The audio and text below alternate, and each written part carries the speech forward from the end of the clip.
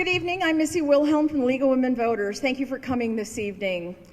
We're going to start this evening with the Pledge of Allegiance, so if you'll stand up and join me in that, I'd appreciate it. I pledge allegiance to the flag of the United States of America and to the republic for which it stands, one nation, under God, indivisible, with liberty and justice for all. Thank you very much.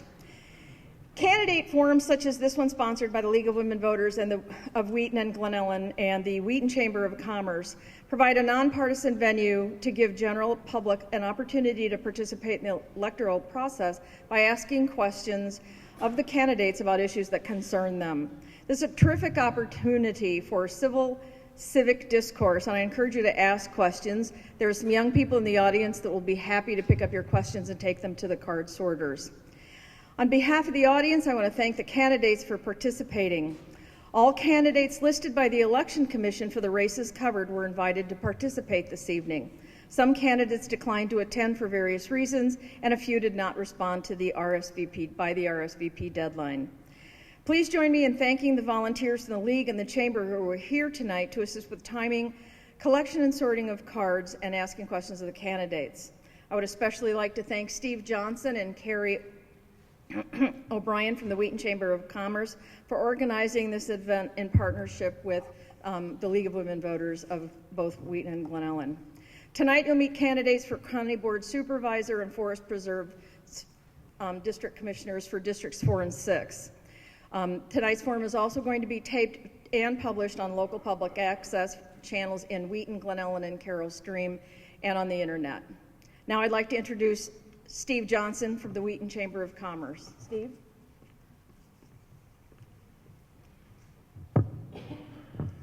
Thank you. My name is Steve Johnson, and I'm a member of the Board of Directors of the Wheaton Chamber of Commerce.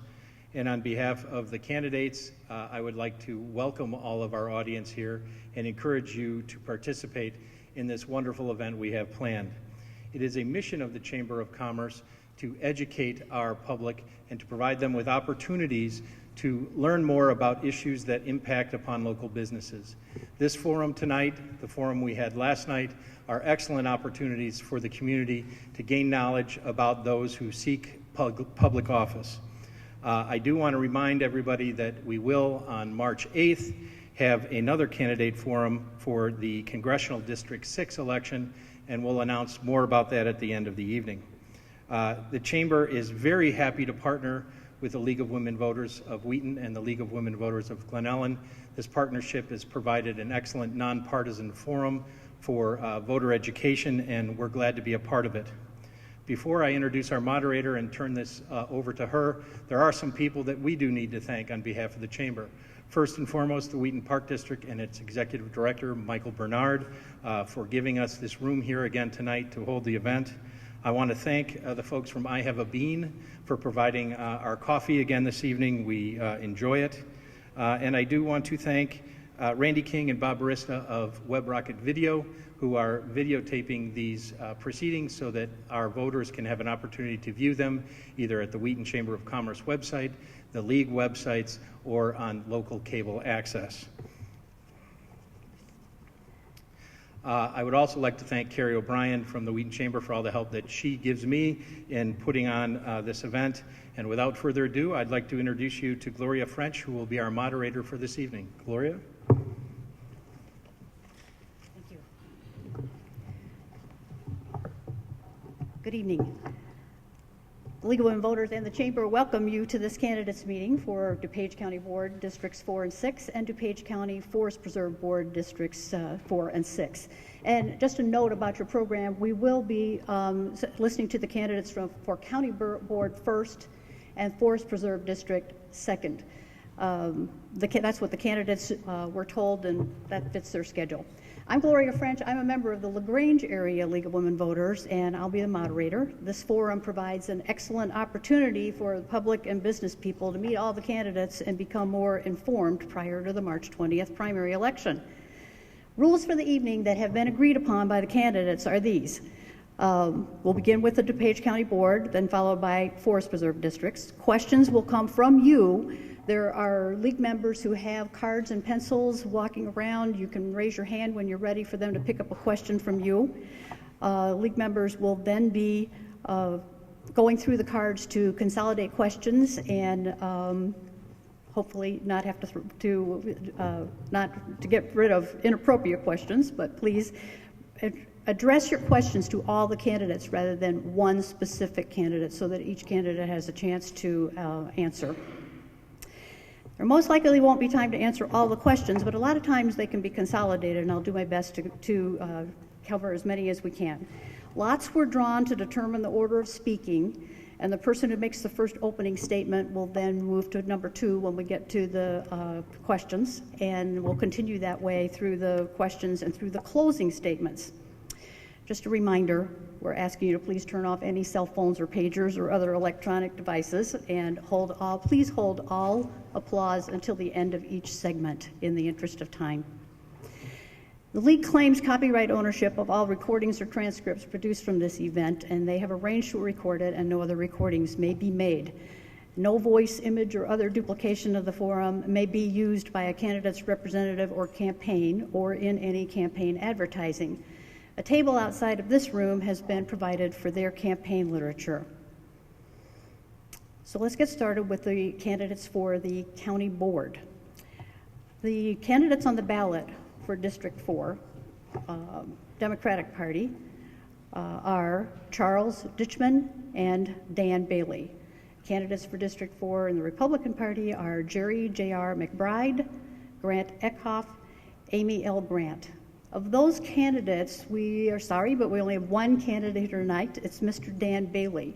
He is going to have 2 minutes to make his statement to you, and then will not participate in the questions since his opponents won't be, or the other people will not be his opponents on the ballot. So I'd like to introduce Mr. Dan Bailey of running for District 4 County Board to make his statement to you.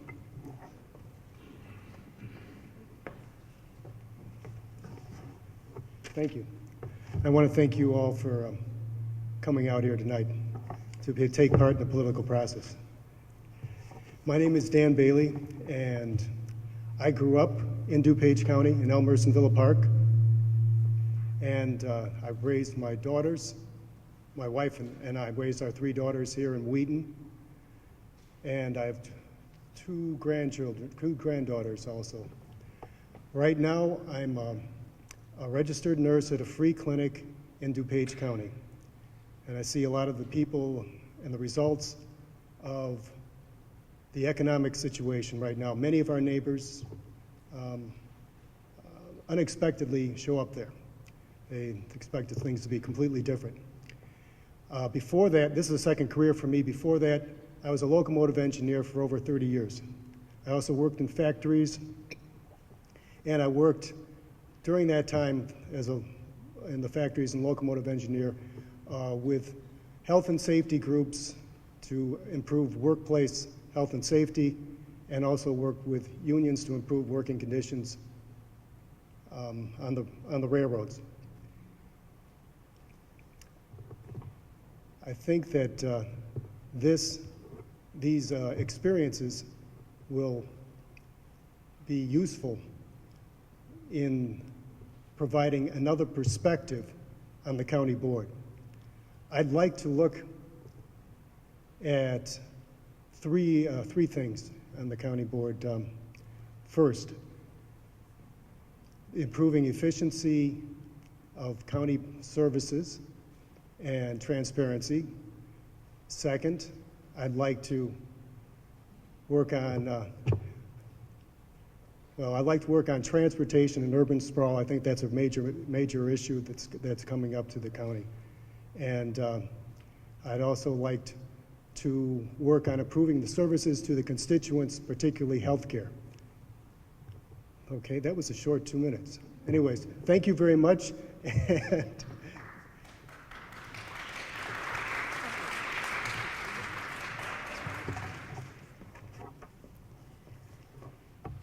I neglected to introduce our timekeepers, Don and Helen Westlake. Thank you.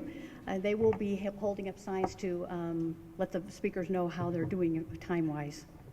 Okay, So now we will move on to the candidates for District 6. And the candidates for District 6 are Democrats Dirk Enger, Terrell Barnes, Dave Berry, Laurie Nowak. For Republicans, Kevin Wiley, Tom Sutton, Robert L. Bob Larsen, James F. Jim Zay, and David J. Sabathne. As I told you, they've drawn in order, so I will get the order out here, and they will come out, make a statement for 1 minute. We gave Mr. Bailey 2 minutes because he won't have time out to answer questions. But these candidates will make a statement for 1 minute and then just take their place on the stage until all of them have made their statements. So the first one is Mr. Robert L. Bob Larsen. Mr. Larsen.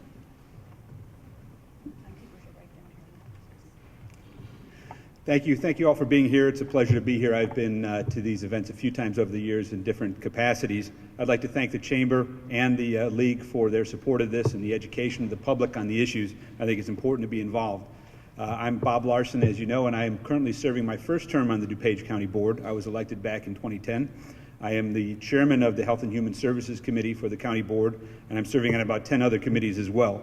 One of the things that I've focused on is fighting to make sure that DuPage County is smaller and more efficient in its government. I'm fighting to protect your tax dollars. I've done that in a number of ways, including working with a committee to change the health care plan that we use in DuPage County for our employees to save millions of dollars for the taxpayers. We also changed the benefits programs and vacation programs for the employees to accomplish the same mission. And it's not just the employees. I put my own money where my mouth is. I chose not to take the insurance, and I chose not to take the pension for the county board because I think for a part-time job it wasn't appropriate. I've also recently retired as a lieutenant colonel in the U.S. Marine Corps and was awarded the Meritorious Service Medal for my last tour. And I want to continue my mission by serving the taxpayers of DuPage County, and I hope I can count on your support. Thank you very much.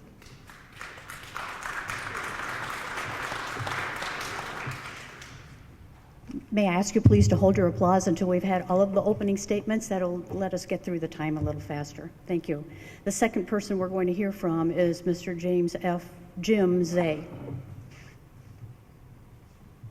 Thank you. I want to thank the League and the Chamber for having this event. This is actually my fourth time coming. I've been a county board member since 1999. I live in Carroll Stream with my wife Katie and my two sons Jimmy and Tyler. But I want to talk about tonight, we might hear a lot about how we hear about while Springfield and Washington have failed us, we have a great success story here in DuPage County. I've been on the county board for 12 years. 11 out of those 12 years I have voted to reduce the county share of your property tax. Last year the county had $53 million left in reserves after the fiscal year. The county has taken the hard stance and been conservative. Our spending in 2002, our budget was $574 million. Last year it was $434 million, $140 million worth of savings. In the meantime, we also have streamlined county operations. We've reduced headcount by 268 people, which saved the people $18 million. They're telling me my time's up, but I just want to say that the county's made tough choices, and I want to thank you all for being here. Thank you. The third person we're going to hear from is Mr. Terrell Barnes. Thank you. I'd like to thank the League of Women Voters for putting on this forum and giving us all a chance to talk about the future of our community. For the past 24 years, I've enjoyed a 24-year connection to DuPage and the people of DuPage. Currently, I live in Roselle. It's often asserted that elections, they have consequences, and for the first time in probably forever, we have a Democratic primary on the Democratic side for DuPage County Board 6. For the last year, I worked I was out there talking to voters. Okay, perfect. Talking to voters for the last year. I ran recently for the Roselle Library trustee. For 45 votes, would have been elected. I stayed involved in the community, and it really, led to wanting to run for county board.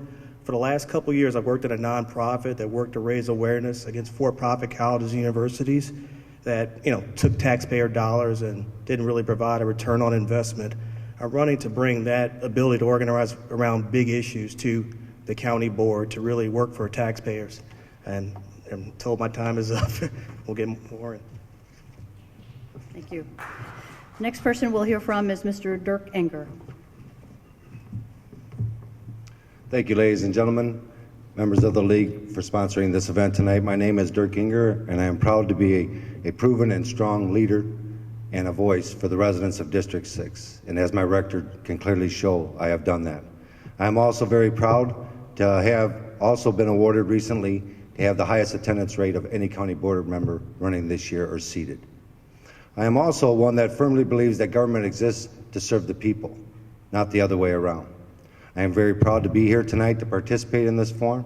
I'm also very proud to have been married for 17 plus years to the love of my life, my wife Trudy. We have 4 boys, and we are a strong faith-based family. And I look forward to the questions tonight, and I'd just like to say what a privilege it's been serving for District 6, and I hope to continue that. Thank you. We'll next hear from Mr. Kevin Wiley. Good evening. I'm Kevin Wiley, and I'd like to introduce myself and my wife. Laura Wiley. We've lived in the area, District 6 area, for over 22 years. We've given birth to and raised our children in District 6. We have first moved to Carroll Stream, moved down the street to Hanover Park, and now we live in unincorporated West Chicago. Professionally, I'm a project management consultant. I work for a company called Integrated Project Management, and we serve some of the finest companies in the Chicagoland area and throughout the nation. I'm also a sitting trustee on the Fire Protection District, and I'm a lieutenant colonel in the United States Army Reserve, where I've been I've been mobilized for 5 of the last 10 years. My most recent deployment to Iraq, I served as the Inspector General for Task Force 134, overseeing all detainee operations throughout Iraq. And if there's one thing I learned while in that role, it's that by listening to the soldiers and listening to the feet on the ground, you get a whole different story from listening to those that you serve than you do from the command. And putting the two together, you'll find the reality. So I appreciate your time, and I look forward to making my case. Thank you. Thank you. Our next speaker is Mr. David J. Sabathne. Good evening. Thank you to the League of Women Voters, the Wheaton Chamber of Commerce. I'm Dave Sabathne. I know I only have 1 minute, so I'll make it really quick. Oh, sorry.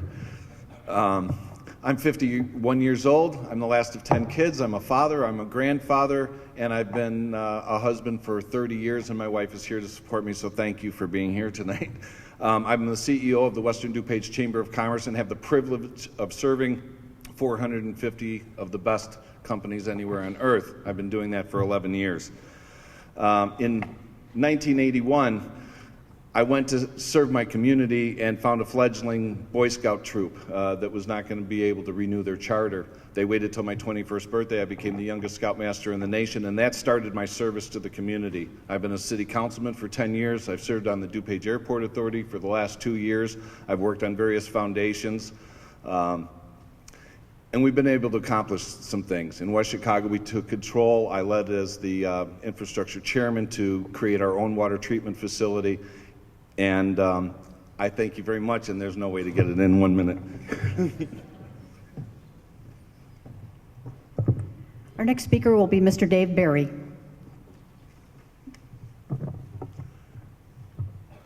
Good evening. My name is Dave Barry. I'm a candidate for the Democratic nomination from District 6 for the County Board.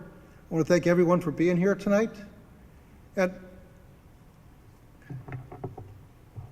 I'm not a professional politician, although this is the second time I'm running for office, because there's some very serious issues here in DuPage County. The people of DuPage County, they need an open government, an honest government, and a government ready to create jobs, not cut them. The board holds its meetings when most citizens are working and can't attend. How can people find out what's going on? DuPage County has suffered a lack of leadership that allowed the Water Commission to spend some $69 million without any authorization. And that's forcing us to pay more money in our water bills.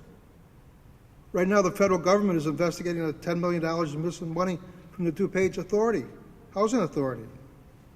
I've sat in at the county board meetings, and I hear the board approve no-bid contracts and cost overruns with little or no discussion. I'm sorry to say this, are we seeing the beginning of a pattern here? Thank you very much.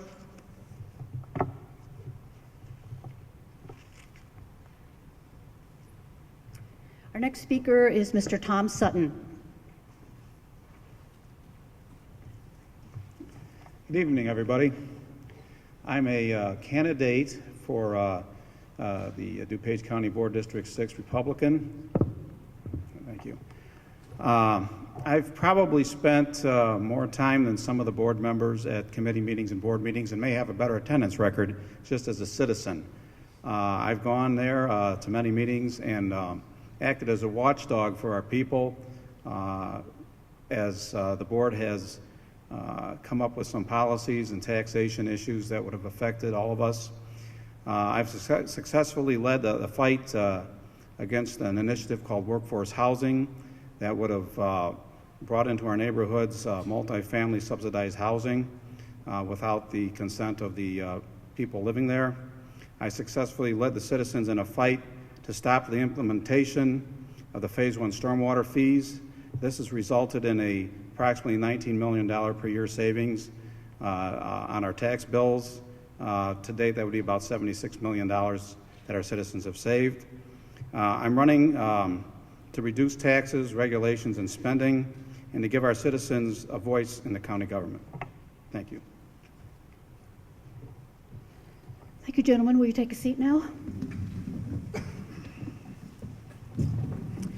And I'll just make one statement. As you pass the microphone along, you might need to position it, but the closer you can get to it, the better these folks will be able to hear you, and it'll turn out better on the video. Okay? So now we will start with our questions.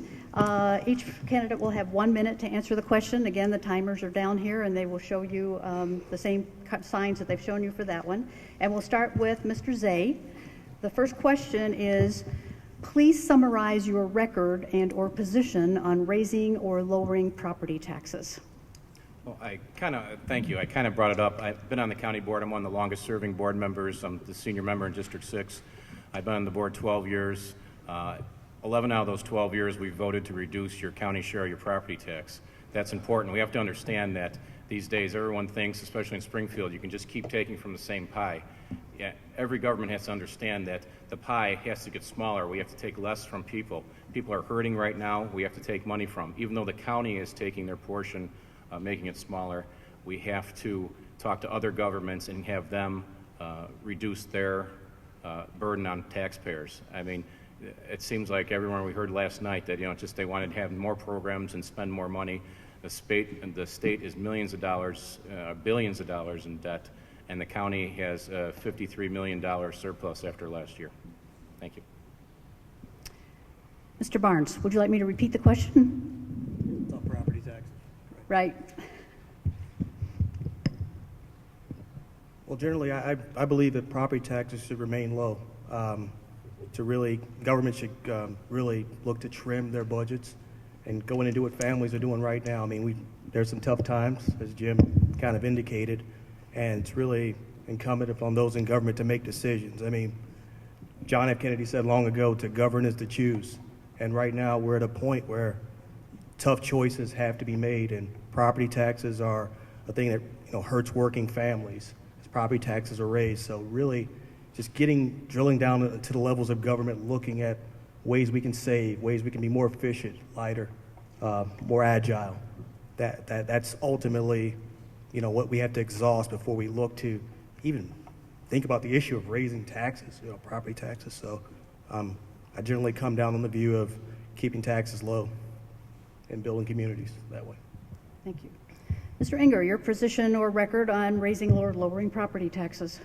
Thank you very much, and that's a very good question. My record clearly shows and reflects that working in a bipartisan way in my 3 years terms, that this county has a more smaller and more efficient budget, both fiscally and having a reserve which has been increased more than it has ever been in 10 years on this county board. I do not support raising property taxes. I do not see us raising property taxes. I like us to work like we have in a bipartisan way to solve problems and to resolve the question of where your property taxes go and show how they're used more efficiently. Thank you. Mr. Wiley? I live in Wayne Township, which means I live in the highest tax township in the highest tax county in the state of Illinois. When the county board says that we're in the black and that's a statement to their success, it's really a statement to our success to be able to out-earn them and out-invest in our county more than they can spend. Bottom line up front, we need a relief on those taxes. We need to get in line with the ability of the community's ability to pay. In 2008, over the average household lost over $10,000 annual income in that year. That's a big cut. That's a big cut. And in the current budget, the Department of Defense is going to cut the active duty by over 10%. There's no reason to believe that we can't do a much greater job about cutting the cost in running this county government. And perhaps it means we're not going to do some services. Perhaps it means that we're all going to take a pay cut. But whatever it is, we're in this together, both the citizens of this county as well as the county government. Thank you. Thank you. Mr. Sabathne. Well, my record is also pretty clear. 10 years on the City Council and 2 years on the DuPage County Board, or DuPage Airport Authority Board, shows that I've been responsible about reducing expenses and creating partnerships that reduce expenses for the community. The first thing that I did on the DuPage Airport Authority was what I considered wasteful spending and unnecessary government, and we were able to eliminate the DuPage National Technology Park Board, eliminate $360,000 a year in spending, and I think we need to continue to do that. Challenging times, as we all know, everybody responds. We just have to do more with less. Mr. Berry, your position or record on raising or lowering property taxes? Well, I haven't served yet, so I don't have much of a record when it comes to the property taxes. No one likes property taxes. They're a necessary evil. And I would like to see the board continue to be good stewards of the residents' monies. That's why we're there. I proposed what's called a performance audit, where you go through each department, you look at every dollar that's being spent. Ask, do we have to spend it, and why are we having to spend it? That has to be done. Thank you for the sign. They're holding up signs down here to give us a sign. But we have to be good stewards with the money, because it's your money, and we have to watch out for it. Thank you. Mr. Sutton? Yes, property taxes are a big problem in our county. We've got tremendously high taxes. They need to be lowered. The county has a lot of waste in a lot of areas that can be cut out, even with the wonderful statements we've heard on the track record of the county and the excess funds it has.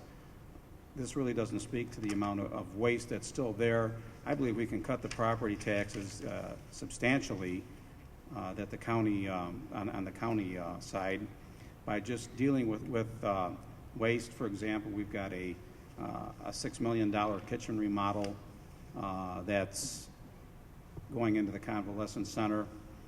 That is outrageous. I think that we could reduce by eliminating things like that. We've got a $10 million proposed generator building for generator, 3 county campus generators, $10 million for a building like that. It's ridiculous. I think we can cut those type of wasteful items out of the county budget, and I think we can reduce taxes without really a problem. I think that it is a big burden on our homeowners, and I will not vote for any property tax increases. Mr. Larsen? Thank you. Let me address a couple of things that I've heard. First of all, let me state that I started working to lower taxes when I was a township trustee in Milton Township.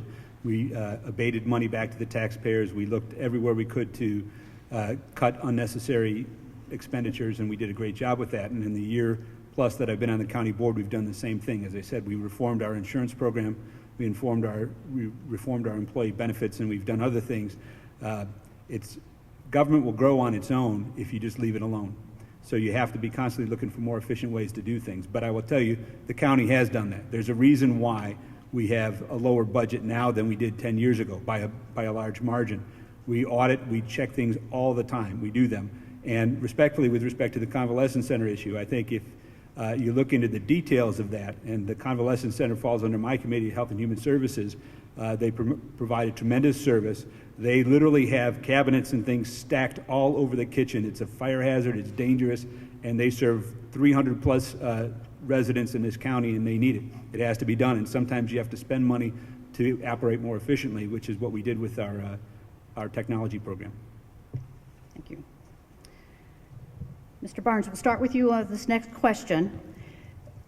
Do you support ending the county funding of $500,000 a year to Choose DuPage and consolidating all economic development work to the existing economic development department? Well, I generally, economic development is more,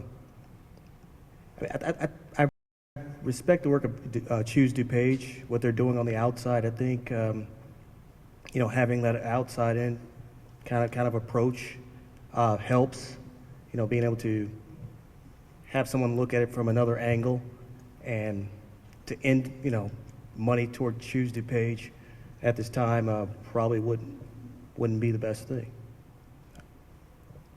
I mean, I don't support, you know, ending money to Choose DuPage.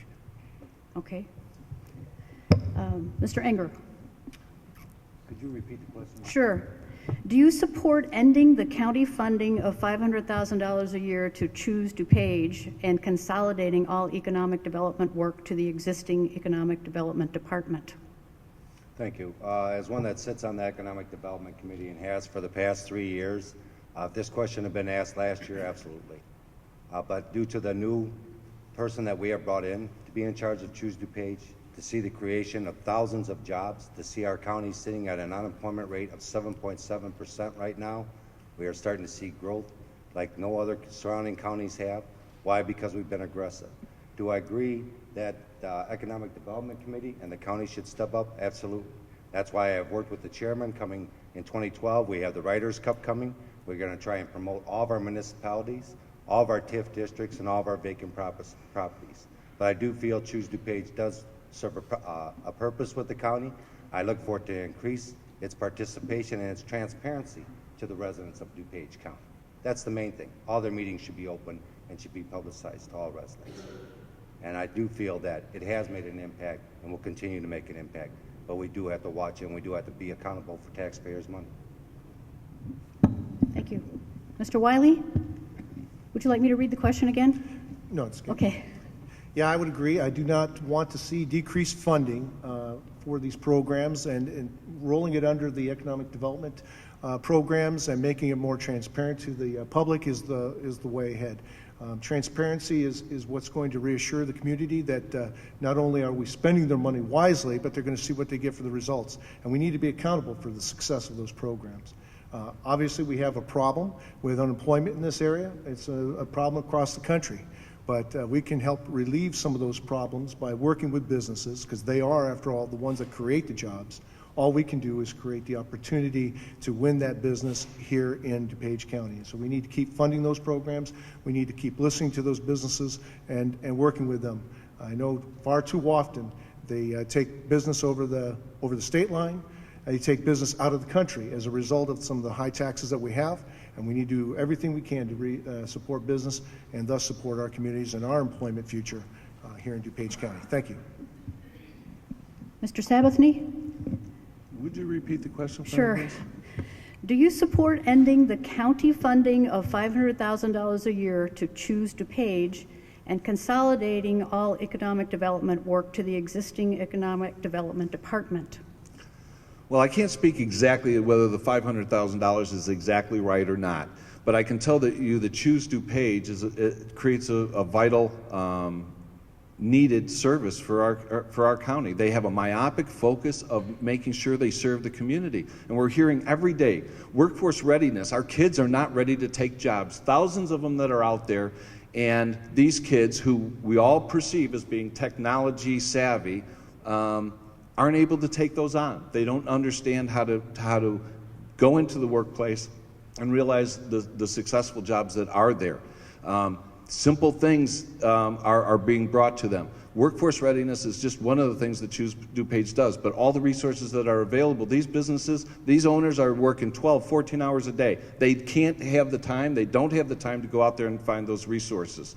We have to be able to work with our schools, we have to work with workforce readiness, we have to be able to make sure that we bring these resources to our businesses. Because for the kids, when you write a memo and it says you are, it's not spelled you are.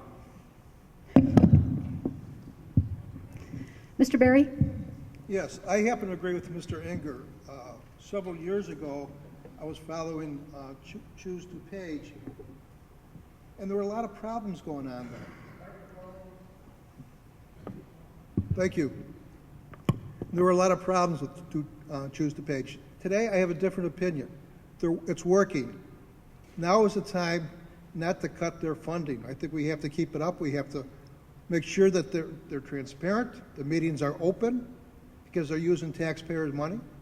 I also think the Economic Development Committee needs to work with the College of DuPage, some other schools, to start business incubators for small businesses. We need to create jobs in DuPage County. Mr. Sutton? Yes. I would not cut the funding. I believe DuPage County needs to be more business friendly, and anything we do to promote or bring business in here or make our county a better place to do business is going to benefit all of our citizens. We need the jobs. We need the tax revenues that businesses provide. So yes, I would continue to fund Choose DuPage. Thank you. Mr. Larsen? Well, first I'd like to thank Dirk and Dave for acknowledging that after the year I've been on the board that the Choose DuPage is working more efficiently and effectively, so thank you. Now, I certainly would not cut Choose DuPage. I think it's something where we're trying to exercise good oversight and make sure that they're using the funds that are provided efficiently and effectively, but at a time when the most important issue to everybody in this county and in the country is jobs. You don't eliminate a program that helps bring jobs into the county. We've had successes just recently with them bringing in a company into the county that otherwise would not have been here. So it's a great program. It does require monitoring like any other expenditure of funds, but the last thing we want to do is cut the knees out from that program. Thank you. Mr. Zay? Thank you. Well, I'm a little bit different. I was on there when Choose DuPage started. Choose DuPage was set up as a public-private partnership. We've been funding it $500,000. At this point, we have other corporations that are members on that board. They were told, and we were told on the board, that they would be raising private money to take over some of this operation. I think we need to put them on notice that we need to start reducing that $500,000 down. Business, I'm a manufacturer in Roselle. Business right now is very tough, but I know the local chambers do a great job. They need to work better with them and come together. They also have the DuPage Workforce Board, which is their main purpose is to get our workers ready for, the kids ready for manufacturing jobs, for office jobs. Like I said, it's just hard to get people manufacturing. I can't find a tool and die maker that can do that. But I would think over time we need to start phasing that money out, and they need to be self-sustaining. Thank you. Next question, we'll start with Mr. Enger. And I'm actually going to combine a couple here because I think they kind of go together. What experience can you bring to the board, and what makes you a strong leader? I think my record, I hope and I feel, through commitment and sacrifice, has shown that I am a proven strong leader and a strong voice for my residents. That's why I ran for county board in 2008, and I feel that's why I was elected. I ran, and my sign did not say what party I was with. It said one simple thing: it's about us and our future. And that's the way I have done my job, through sacrifice and commitment every single day. As I told you, my records show that I have the highest attendance rate of any county board member seated. I also attend numerous town hall meetings, county board, school board district meetings, and neighborhood meetings. In other words, I practice what I preach, and I think that's what people want nowadays. They want somebody that, doesn't just say what's right politically on a campaign trail and not keep their promise. I have kept every single one of my campaign promises. I'm a very proud Desert Shield, Desert Storm veteran of the Marine Corps, just like Mr. Larsen, and I believe in the motto of the Marine Corps, always faithful, and that's the way I have served my public and my residents, and I will continue. Thank you. Mr. Wiley, what experience can you bring to the board and what makes you a strong leader? The experiences that I bring to the board, in fact, the credentials I bring to the board are, substantial in the sense that I've had to work very hard for them. It's my experience when dealing with the county government that's going to make me a great leader on the county board. I have served over 28 years in the military. We spell leadership by loyalty, duty, respect, selfless service, honor, integrity, and personal courage. It's tough to be on the board. I know the board's being sued right now because of some of the decisions they've taken. And if you're looking for somebody who's going to stand by and do what's right no matter what, I've certainly been shot at, I've been rocketed, and I've faced the political wrath of senior ranking people, but it was always to do the right thing, and in the end it'll work out. It's doing right by the community. As the Inspector General, as I've already indicated, I learned a very valuable lesson of listening to everybody and taking down, assuming that I don't know anything. And in the Inspector General model, it is about be right first and then go forward.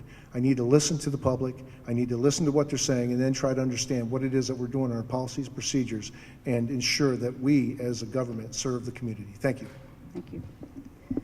Mr. Sabathne, what experience can you bring to the board and what makes you a strong leader?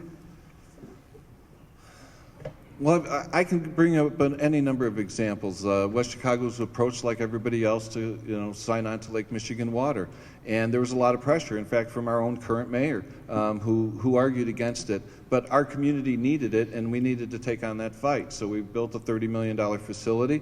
We have the highest quality of water, and within a few years, we'll be at well south of half of what most of the communities do. That was not an easy fight, but it was the right one for our community. But I also know how to bring partnerships together and be able to look at the big picture and bring people together. I've been able to build roads by schools. I've been able to have playgrounds built at 8 of our schools, and this was done through the community and city partnerships. And in most cases, it costs little or no tax dollars to accomplish this challenge. And so you have to be able to look at the big picture, find the stakeholders, engage them, empower them, and get out of the way. Give them the credit for what they can do, and they'll surprise you. Mr. Berry, what experience can you bring to the board and what makes you a strong leader? Okay, for the past 20 years, I've been practicing law in northeastern Illinois, in probably all the counties, and I've worked with ordinary individuals, working people, people that have times have gone south on them. They're looking at bankruptcy options. Marriages have broken up. And I've been able to consult with them, listen to them, find out what their concerns are and what their goals are, and work out a solution to their problems. It might not be the best solution, but it's a solution that will work for them at that time. Before I became an attorney, I spent some of the most important years of my professional life with Illinois State Police and another governmental agency as an internal fraud investigator. Time and time again, I've been able to investigate, look at situations, and been able to tear out fraud from the state government, be able to fire people when they should be fired. Thank you.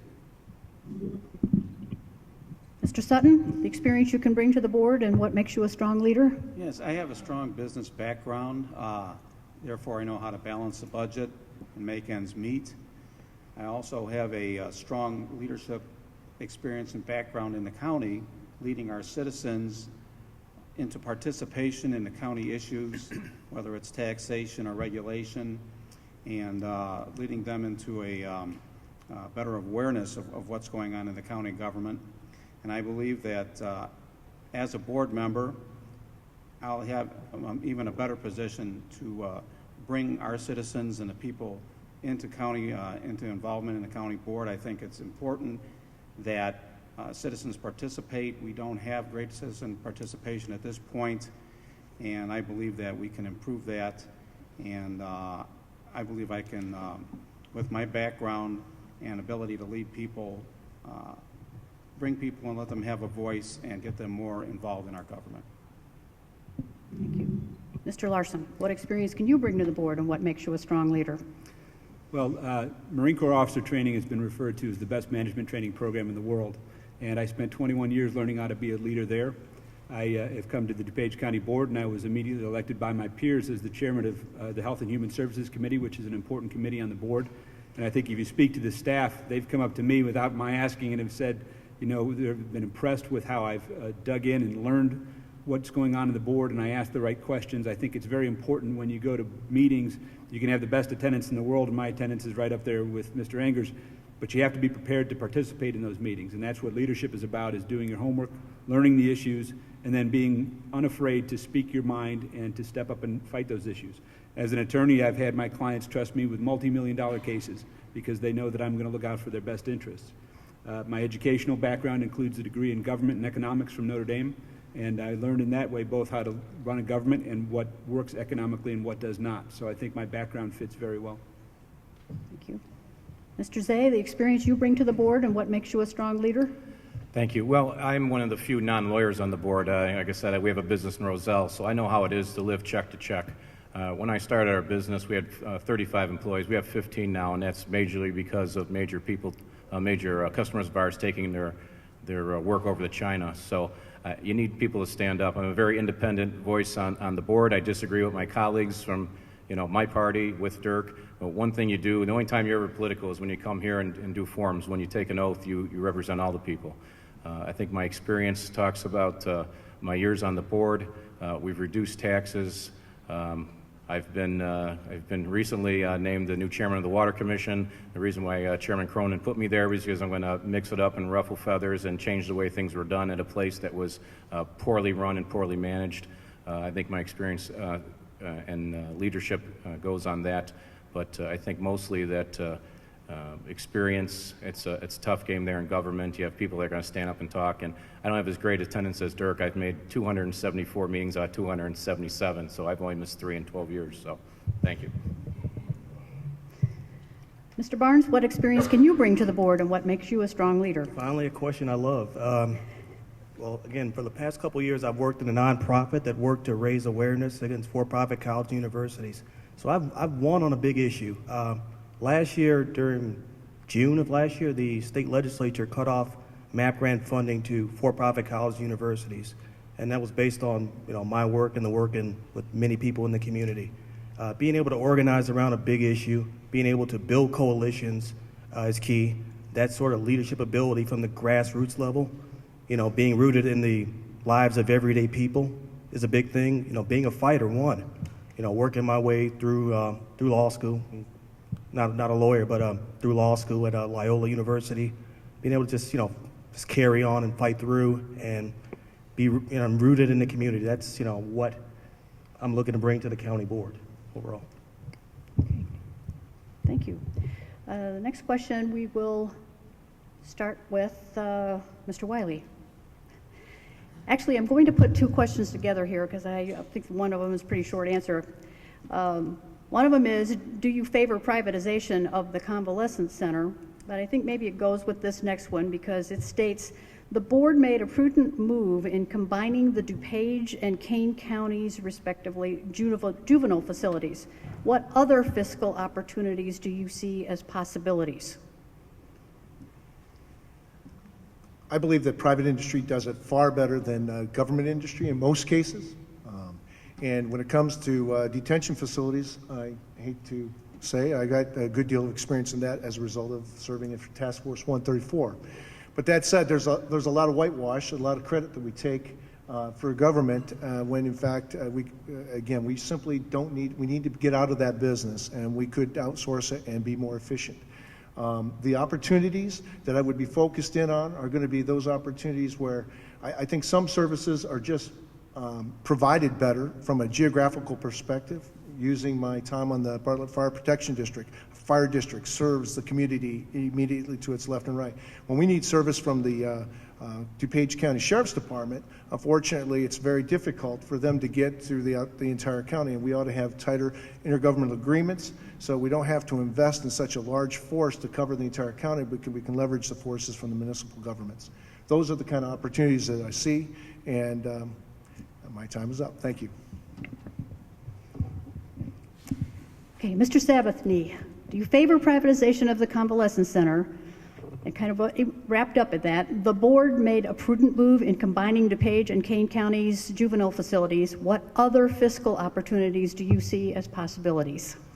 Well, I think there's any number of possibilities, but here's what I've learned for sure, whether I was elected into an office or appointed to an office or hired for a position, that winning an election doesn't give you any greater wisdom about all those details than you had before you won the election. So, you know, it's important to look at privatization has worked very well, but who are the people that we're serving? How do we best serve the people at the convalescence center? And they've done a marvelous job for a long time.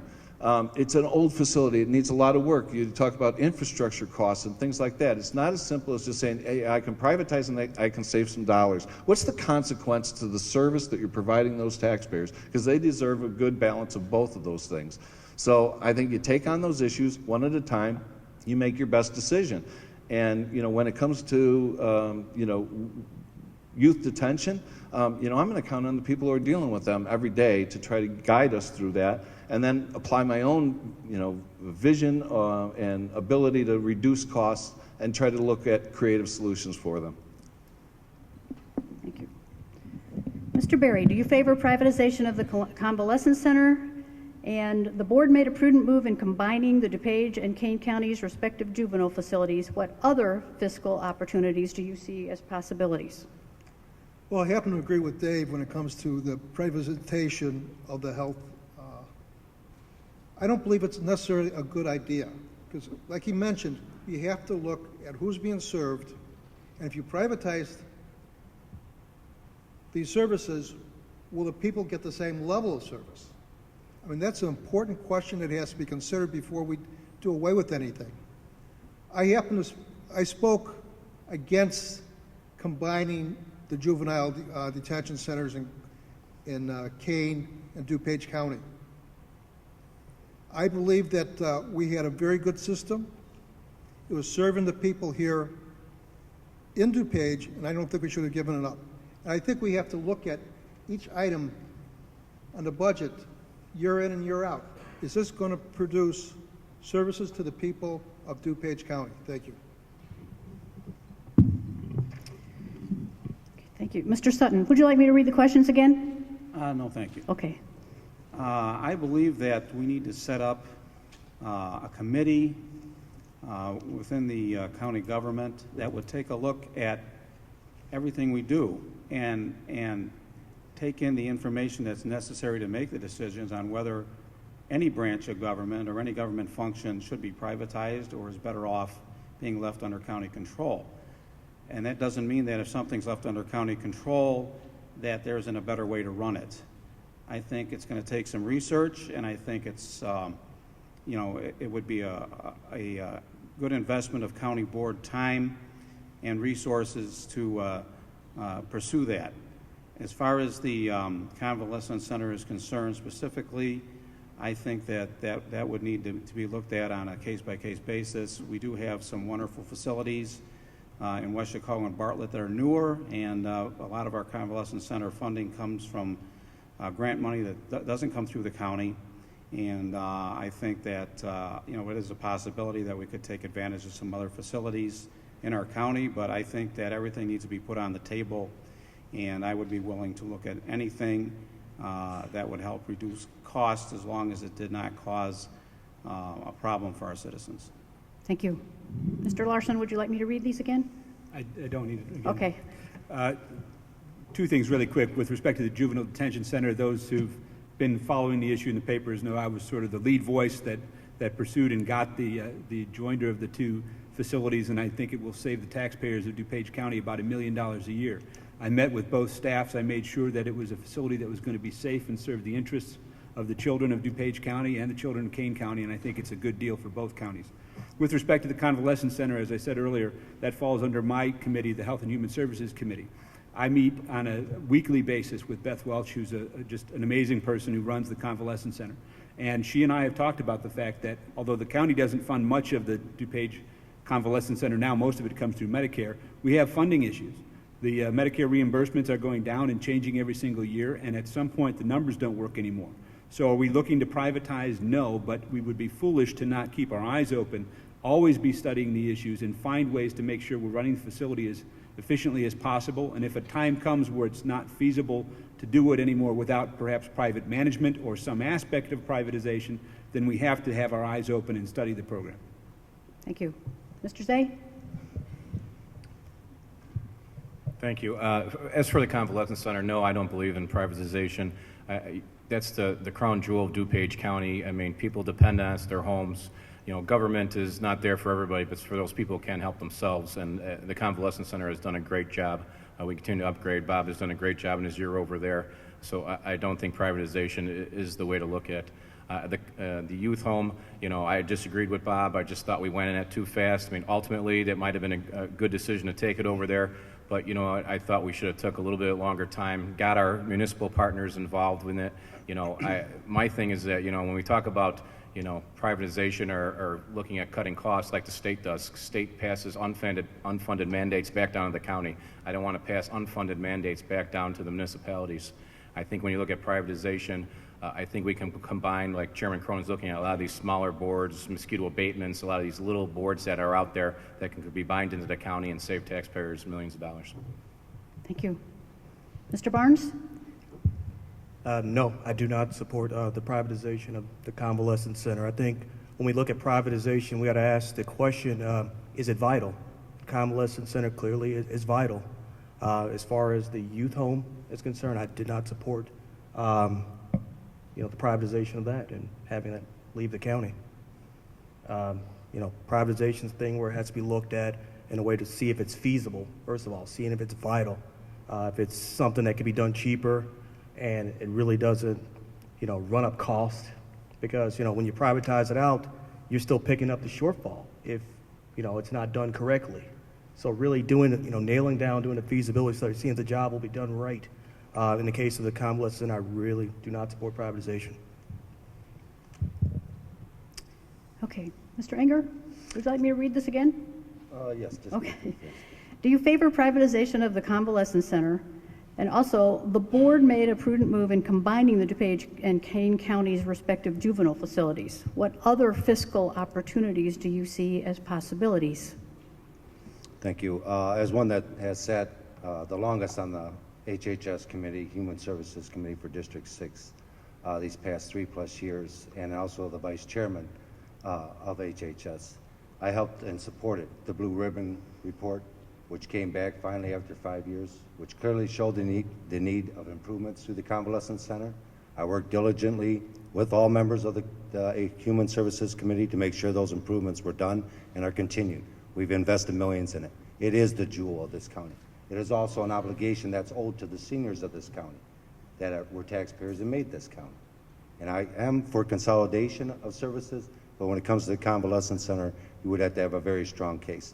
As for the youth detention center, I feel it was a disgrace of this county to send that youth detention center, award-winning facility, proven program, to another county.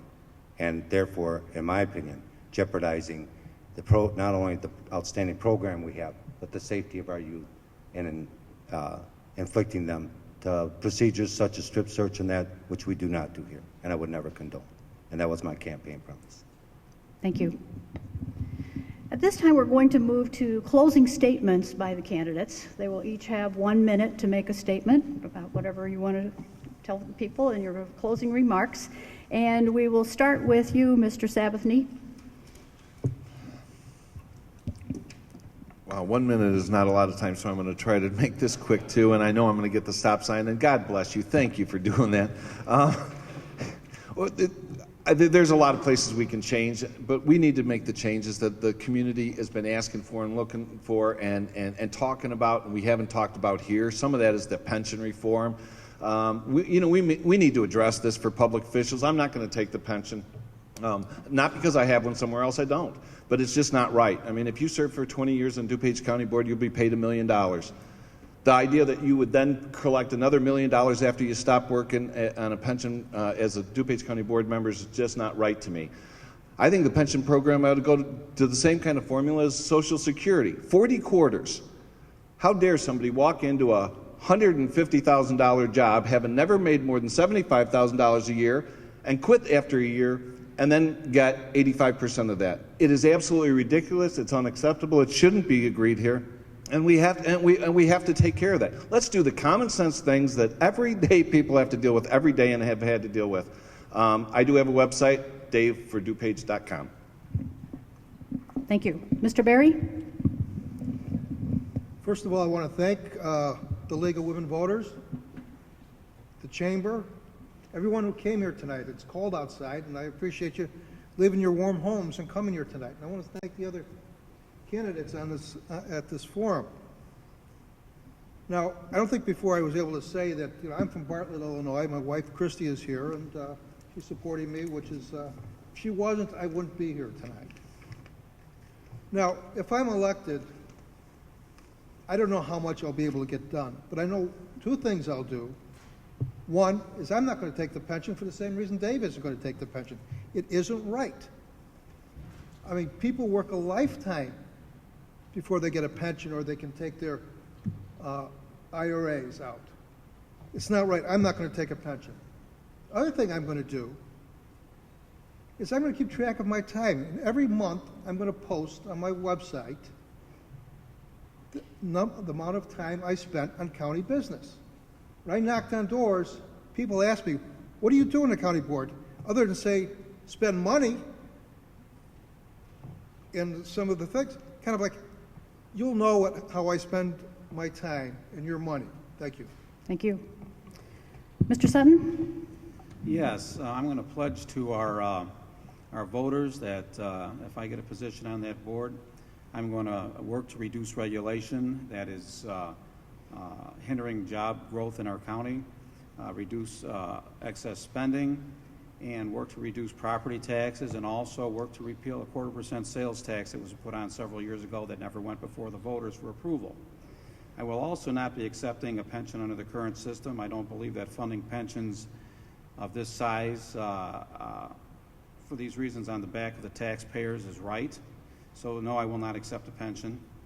And I am going to try to initiate a change in our board and reach out to our mayors and city governments with a new message that we as a county board member are here to help and serve them and not force county agendas and regulations on our cities and towns. I'd like to close with the words of Thomas Jefferson. He said that government that governs least governs best. Thank you. Mr. Larsen? Thank you. I would like to again thank the audience for being here and participating in the process. We hear a lot about how important it is to vote, but I always say it's only important to vote if you actually educate yourself in advance and make sure that you're doing it just as when I go to vote on matters at the county board, I educate myself first. So thank you for participating in the process and doing what I believe is the right thing. I think my record on the county board in just over a year demonstrates the kind of person that I am. I've stood by what I said I would do, and I will continue to fight for the taxpayers of DuPage County.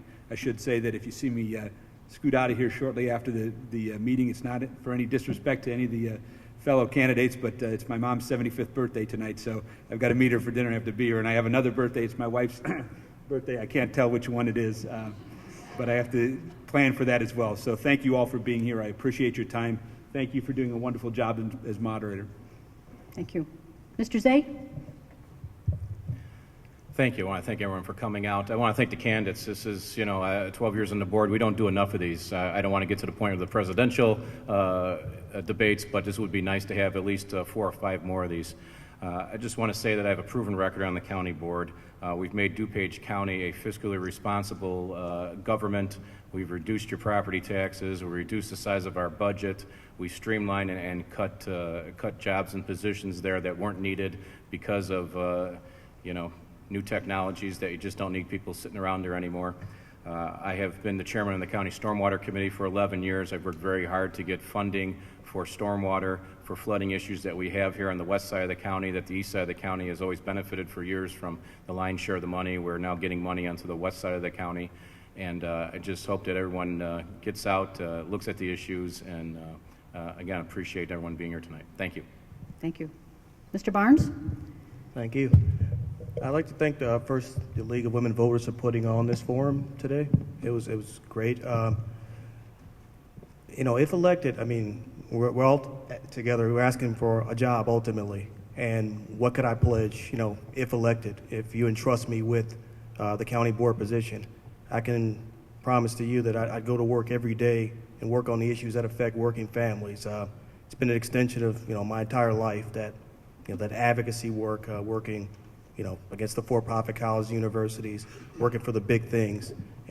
Once I raise my right hand and sworn in, that'll be my main focus. And, that's the trust, I'm looking to gain from you. And, if you don't trust me with the position, you'll get someone who's curious, intellectually curious, and ready to go to work for you on every issue every day. Thank you. Mr. Enger? Thank you. I also have never taken a county pension in the 3 years I served, and I will never take a county pension as long as I serve the residents of District 6. I also, along with other board members, led by example, and we took a 6.5% pay cut this year, keeping my promises to the residents of District 6. I think one of my proudest things on this county board is to show that, I'm very proud to come from the middle class of DuPage County. I work with my hands and my head.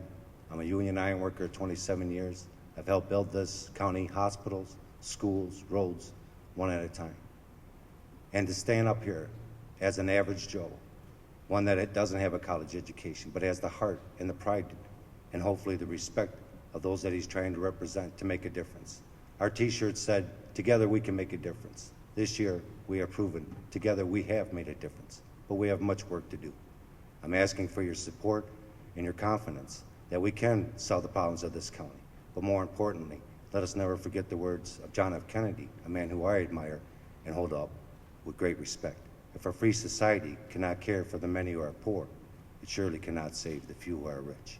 Thank you, and I would appreciate your vote. Thank you. Mr. Wiley? I want to thank the League of Women Voters and the Chamber for holding this event. And there's been a lot of claims of success up on here as far as the sitting board members, and I certainly can applaud the success that they have had. But let's not lose sight of the fact that as I said at the beginning, I still live in the highest tax township, in the highest tax county in the state of Illinois. We can do much better than we're doing today. It is about doing more with less. It is about paring down what it is. My heart, my compassion exceeds my ability to pay, and I have to make some tough decisions sometimes. And we're going to have to continue to do that. And we're going to have to rein it in. There's no reason to think that we couldn't decrease our current budget by $40 million, but we're going to have to do less with more. I've heard a lot of claims that we've built roads, that we've built the schools. No, that's all private industry. We as citizens built those things. We as citizens are the ones that demanded those things, and we made it happen. I've been down to the county, and I've seen some great success, and I've seen some great disrespect rendered to me and my neighbors, and that's why I'm running for county board, because we need to get back to the service industry that is government service. Thank you. And now it's time for us to thank you candidates for being here tonight.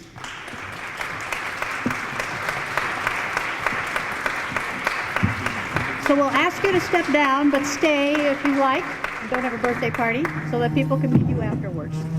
Thank you. I guess, well, either Ed or Steve is taking it. Take the name tag with us? That's pretty cool. All right, there you go.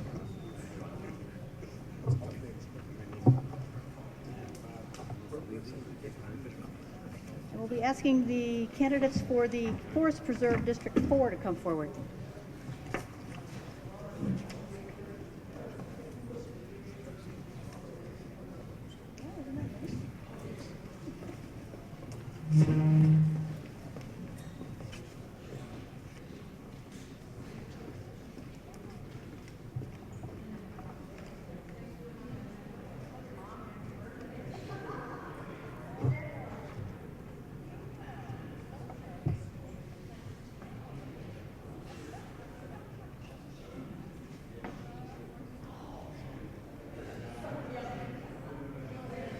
Get started with the candidates for DuPage County Forest Preserve District, and the first district that we're going to have candidates from is District 4.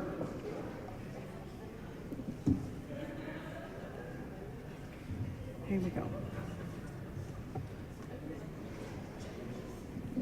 On the ballot for Forest Preserve District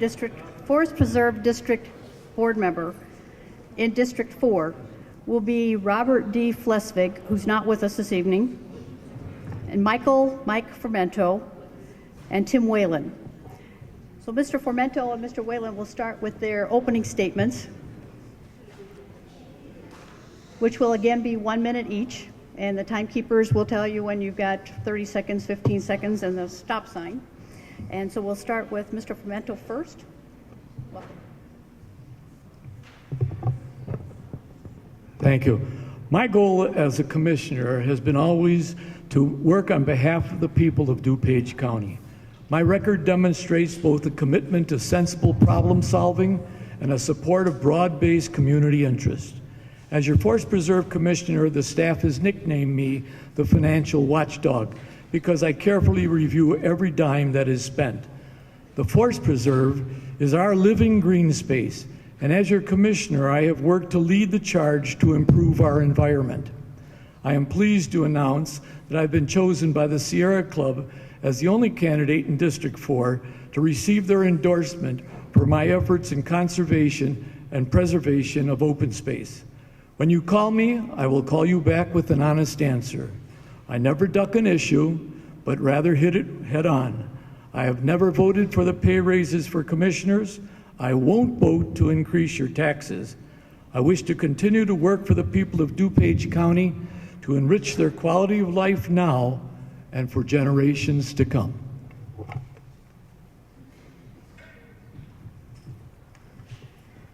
Okay, the second person we will hear from is Mr. Tim Whelan.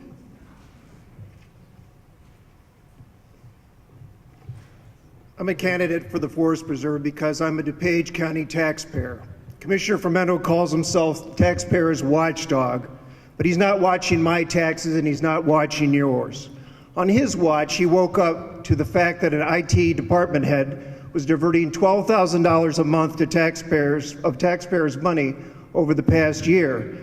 So then he voted for a $100,000 no-bid personal service contract for a company that had little experience in forensic accounting to investigate, a job that the state's attorney should have conducted. Realizing the folly of that decision, Formento made a motion and passed a resolution awarding a no-bid personal service contract to a political strategy company called Reverse Spin to pay them $48,000 to spin how he's spending the taxpayers' money. These contracts are wasteful and in violation of procurement and ethical statutes in the state of Illinois. I'm a candidate because I'm a taxpayer in Illinois, in DuPage County, and I want to be your voice to end old-time politics on the Forest Preserve Board. A bit of taxpayers' rage, you bet. Thank you. Have a seat. And we have some questions for you. Here we go. So we'll start with you, Mr. Whelan, since you made your statement second. Please state your opinion on removing health insurance and pension benefits and reducing salary for the part-time job of Forest Preserve Commissioner. You know, I think my opponent is the model for the answer to that question. You know, he signs an affidavit that says that he's, to qualify for his pension, that he's served 1,000 hours. If you divide that into the salary, that's $570 an hour that he bills taxpayers for his services. I'm an attorney, and I don't bill that kind of money. I believe that there is the necessity for reform with regard to the pensions, with regard to the salaries, and with regard to the benefits for the commissioners. Thank you. Mr. Formento?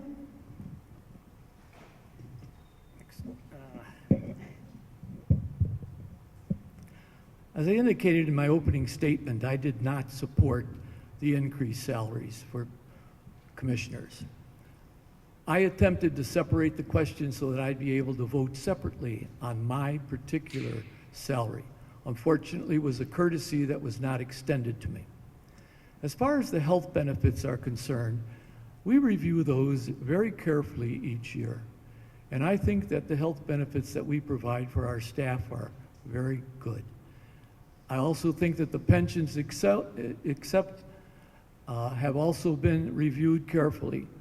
My pension was established long before I got to the Forest Preserve. So if they elected to eliminate the pension, I would have no problem with that. Thank you. Okay, Mr. Formento, we'll go back to you then to start with the next question. It's actually a couple questions together. How would you handle the district's nearly $500,000 annual public relations budget, specifically the $48,000 no-bid contract awarded to Reverse Spin for crisis public relations? And related to that is the Cook County Forest Preserve District has 1 public relations staff person and DuPage has 6. Is this necessary? Well, from a staffing standpoint, our public affairs program has 6 people involved in it. They work very diligently on producing most of the information that is distributed in our conservationists as well as other activities. As it relates to the reverse spin issue, apparently most people are more distressed about the name than anything else. I look at them as a professional public relations media company. And since our executive director is going to be quitting that job, who's in charge of public relations, I thought it was worth our time to find someone to assist until we were able to find a replacement. During that period of time that he is gone, which will be in the early spring of this year, we will be able to use his salary to underwrite the cost of having a separate firm come in. Mr. Whelan? You know, I think the most recent insult to the taxpayers of this county occurred last week when Mr. Formento approved a resolution that allowed Reverse Spin to do transparency, a 10-point transparency program and website development. They're a political strategy firm. They have no experience in those areas. And so in order to justify this contract, Mr. Formento authorized them to work with their public relations staff in order to spin or do whatever they're doing with regard to transparency. It's been 24 years that Mr. Formento's been on the board, and he's finally getting around to transparency. But are we going to get real transparency, or are we going to get spin? Okay. Thank you. And we'll stay with you, Mr. Whelan, for question number 3. In light of recent events where 2 Forest Preserve employees were accused of misuse of public funds, do you think that the Forest Preserve Board of Commissioners should be held accountable for not having policies and procedures in place to protect taxpayers? It's an issue of leadership. When you're serving on a board, you take the responsibility. You're the captain of the ship. So yes, a Forest Preserve Commissioner has to take responsibility for their employees. In this case, their IT department head and another employee. For a year, were diverting $12,000 a month to companies that benefited them. It took a year. Who was asleep at the wheel? Mr. Formento? As I indicated before, I watch all the expenditures, and I'm very proud that I do. I will tell you that I questioned every time I saw the $12,000 item come up. And when I discovered that, I went in and I spoke to our financial people, and they demonstrated to me that they had a contract that indicated that this was a legitimate payment. When I looked into it further, I reported to the president that I believe there is something wrong at this particular point. Yes, it took us a while to discover it, but we were trying to be very careful. But when you are dealing with people's lives, you cannot make accusations that are not well-founded or have the evidence to support it. I think we took our time, we did the right job, and we got to the root of the problem. Thank you. Mr. Formento, we'll stay with you for the next question. Just to begin, do you support a requirement for the Forest Preserve to hold public hearings and comply with county and municipal zoning, and comply with municipal and county zoning ordinances before building on Forest Preserve lands? That is our policy. We have done that in the past. We had public hearings on almost every issue. whenever we had public hearings or we had individuals step forward and say they wanted more information, we did arrange for public hearings again. So I think we've attempted to comply with the law. The issue as far as being sure that everybody is informed is part of the reasons why we are developing a transparency program that will further enhance the opportunities for people to get direct information quickly. Mr. Whelan? Would you like me to read it again, since I kind of stumbled over it? Do you support a requirement for the Forest Preserve to hold public hearings and comply with county and municipal zoning ordinances before building on Forest Preserve lands? I support a move to get rid of the intergovernmental agreement that the Forest Preserve entered into with the county when the two boards separated, that allows them to be exempt from zoning laws here in the state of, in the county of DuPage. Anytime that there's a zoning change, the zoning rules, we experienced that with Navistar, where there are required hearings that you have to be conducted, that you have cross-examination, you have presentation of evidence, you have witnesses come forward, you have an airing of what the issues are for the neighbors that are surrounding and for the whole community. Well, the Forest Preserve is exempt from that. They don't have to do that because they made this intergovernmental agreement in 1988 with the county board not to have to comply with those rules. I think it's unconstitutional. Thank you. Mr. Whelan, we'll stay with you to start this next question. Do you believe it is appropriate for board members to take campaign contributions for Forest Preserve, it must be from Forest Preserve vendors and contractors? Let me start over. Do you believe it is appropriate for board members to take campaign contributions from Forest Preserve vendors and contractors? I would say that that doesn't make ethical sense to do that. I know that I've talked to a number of contractors and I've asked them why they don't bid on jobs for the Forest Preserve. And they've, to a voice, have said, you know, it doesn't do any good, Tim, because they always choose the same people. And it's always those people that contribute to their campaigns, to Mr. Formento's campaign. So no, I don't think that Forest Preserve candidates or commissioners should take donations from contractors. Mr. Formento? I will tell you that the contributions that I receive are from people who believe in good government, people who believe that we're doing a good job, whether they are contractors, individuals, or attorneys, whatever it may happen to be. Most of these people, I will admit readily, that I've known a long time, and they look at me as someone who is doing a good job and wish to see that I continue to do a good job. So I accept those contributions when they are appropriate. Okay, we've come to the time for closing statements for these candidates, and Mr. Whelan, we'll start with you first with the closing statement. Again, you'll have 1 minute. Thank you. The theme of my campaign has been and is preserving the green. I'll give you new and energetic leadership to preserve the green for our children and for our families. I'll provide the leadership to preserve, protect, and maintain our green space here in DuPage County. But it's not only about the land. It's about being good stewards of taxpayers' money, the taxpayers' green, preserving of that green. And I will provide the leadership of fiscal responsibility that is necessary on this board at this time. I've raised my family here in DuPage County for the last 31 years. I operate a small law firm in Wheaton and Glen Ellen for the last 31 years. And I use the forest preserves, mainly for fishing. And I want to preserve that for all of our families. So I'm asking for your support as your Forest Preserve Commissioner in District 4. Thank you. Mr. Formento? I want to take this opportunity to thank the Wheaton and Glen Ellen League of Women Voters and the Wheaton Chamber of Commerce for this public information forum. I have stated the reasons why I wish to continue to represent you on the Forest Preserve Board.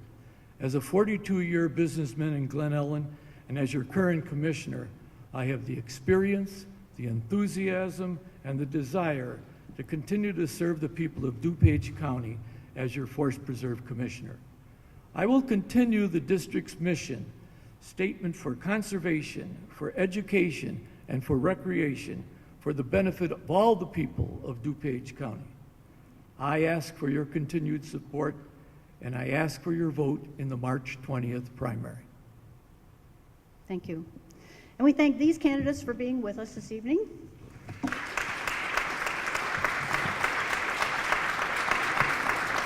And we invite you to stay to meet with people when the forum is over. So we'll bring up the candidates for Forest Preserve District 6.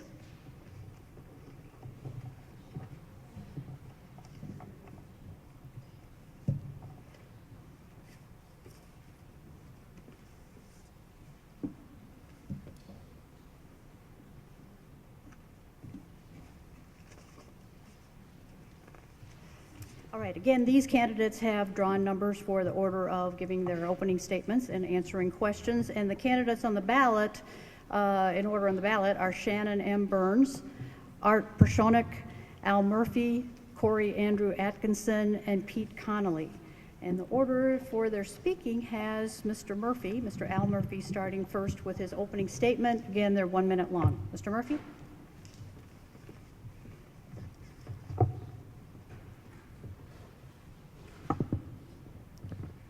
Thank you very much. I'd like to thank both groups for having me here tonight. My name is Al Murphy. I'm running for Forest Preserve District 6 Commissioner. I own Murphy Ace Hardware in West Chicago. My family has grown up in West Chicago. I have 3 children. I'm married. I have 2 sons that have been Boy Scouts, that are both Eagle Scouts. In the last 10 years, I've spent an enormous amount of time in the Forest Preserve, probably more than any of the current commissioners. I've seen many of the good things that the Forest Preserve has to offer, and I've also seen some of the bad things, and we'd like to correct the bad things and make them good. I'm up here running for the Forest Preserve, not for today's generation, but for tomorrow's generation and the generation after that. Thank you for your time.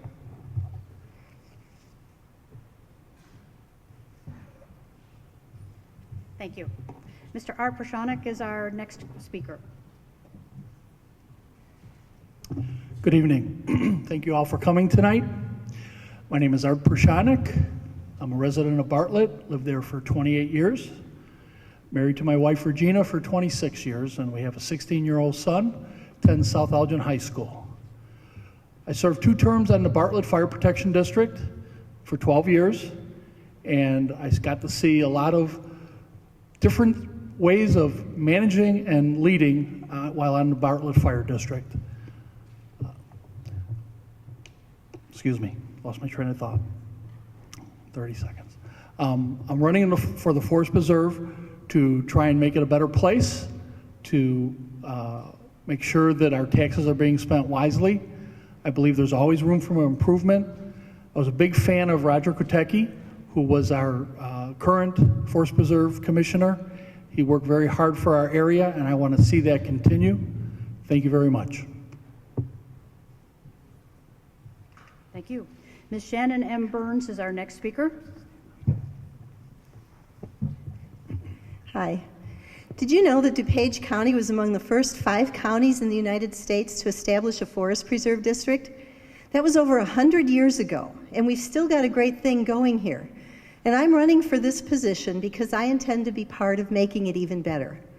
The forest preserves already do a great job, but after 3 years of attending weekly board meetings, I understand now that it's time for them to accept responsibility for some of the greater issues going on in DuPage County. For example, this means awarding contracts to companies that will hire workers who live in DuPage County. It means not spending money on contracts that don't relate to natural resources, such as the $48,000 contract with the public relations firm Reverse Spin. I'm running for this position because I know that the forest preserves are owned by all of us, and I will do whatever it takes to advocate for the people and the land in District 6. I'm Shannon Burns, candidate for Forest Preserve District 6. Thank you. Next, we will hear from Mr. Kory Andrew Atkinson. Thank you to the League of Women Voters and the Wheaton Chamber of Commerce for hosting this event tonight, and thank you to all of you for coming out tonight. My name is Kory Atkinson. Usually when I hear all three of my names, I look around for my mother because it means I've done something wrong, but that is how my name appears on the ballot. I am a local attorney with an office in Bloomingdale. I'm a former trustee of the College of DuPage and a current trustee for the Village of Roselle. I grew up in rural Colorado, very close to Roosevelt National Forest, and the open space is something that is very dear to my heart. I believe that Mr. Katecki, as our current commissioner for District 6, has done a fabulous job. I would not be running for this position were it not for his retirement. I look forward to this race, and I look forward to discussing these issues. Thank you very much, again, for coming tonight. Thank you. And now we will hear from Mr. Pete Connolly.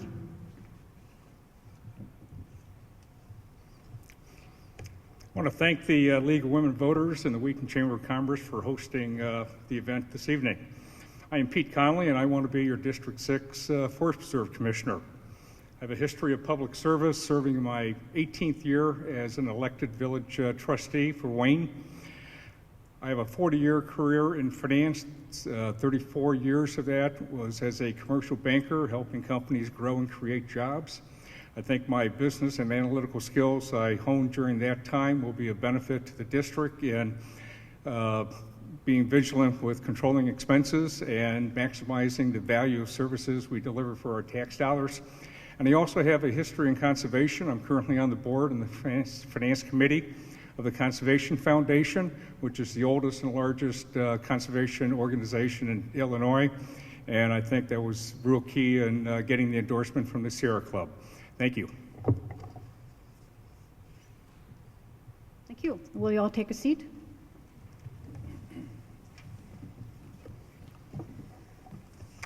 Okay, we now come to the question section, and we will start. Okay.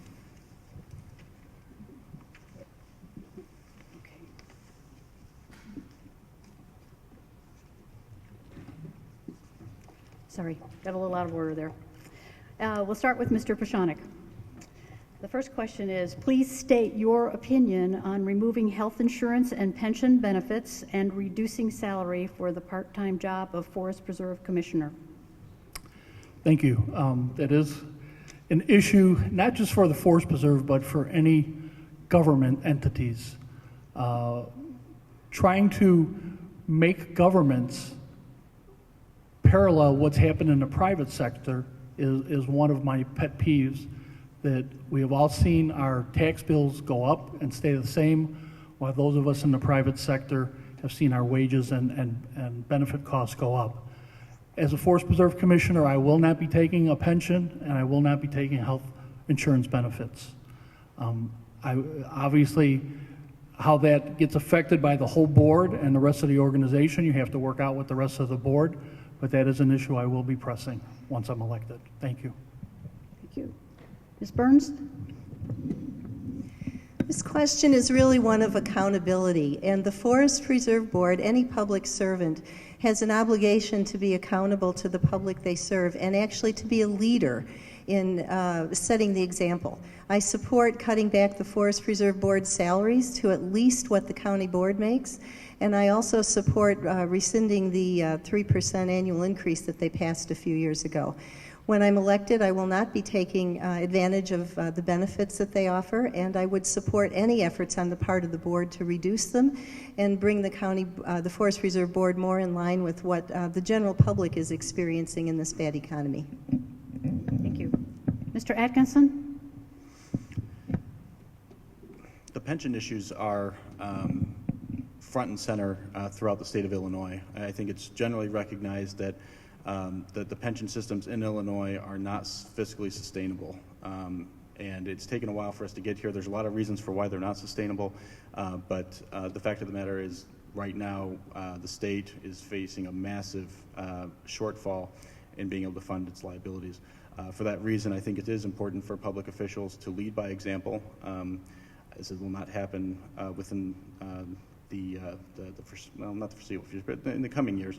But eventually, I think all government employees will have to shift to a 401k type retirement system. I don't know how that transition exactly is going to happen, and it needs to make sure it's fair to everybody, but I think public officials need to lead by example.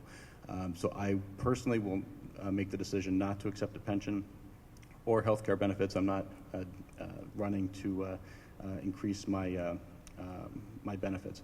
I will say when it comes to salaries, that's a tougher question, and I'll discuss that later. Thank you. Okay, thank you. Mr. Connolly? I think Kory did a great job of describing the serious, deal we have here in the state of Illinois on pensions, so I won't repeat his comments. But I also think that we should lead by example. I also would not take a pension if elected to this position. I've served 18 years in the village of Wayne with no compensation whatsoever. So salary reductions at the forest preserve level is also something I think that is absolutely justified. Thank you. Mr. Murphy? First off, I'd like to say wake up, people. And I mean wake up. Your commissioners just received 3% pay increase December 5th, 2011.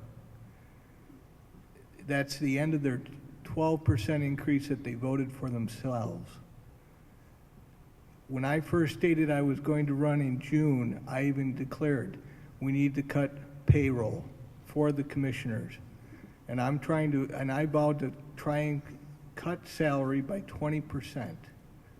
Yes, the pension issue is something that needs to be addressed also, as well as pay.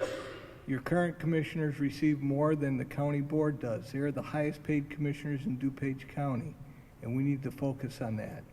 Times are tough, and we need to reflect the people that we represent. Thank you. Thank you.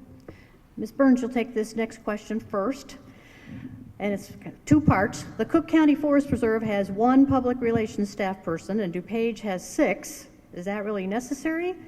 And how would you handle the district's nearly $500,000 annual public relations budget, specifically the $48,000 no-bid contract awarded to Reverse Spin for crisis public relations?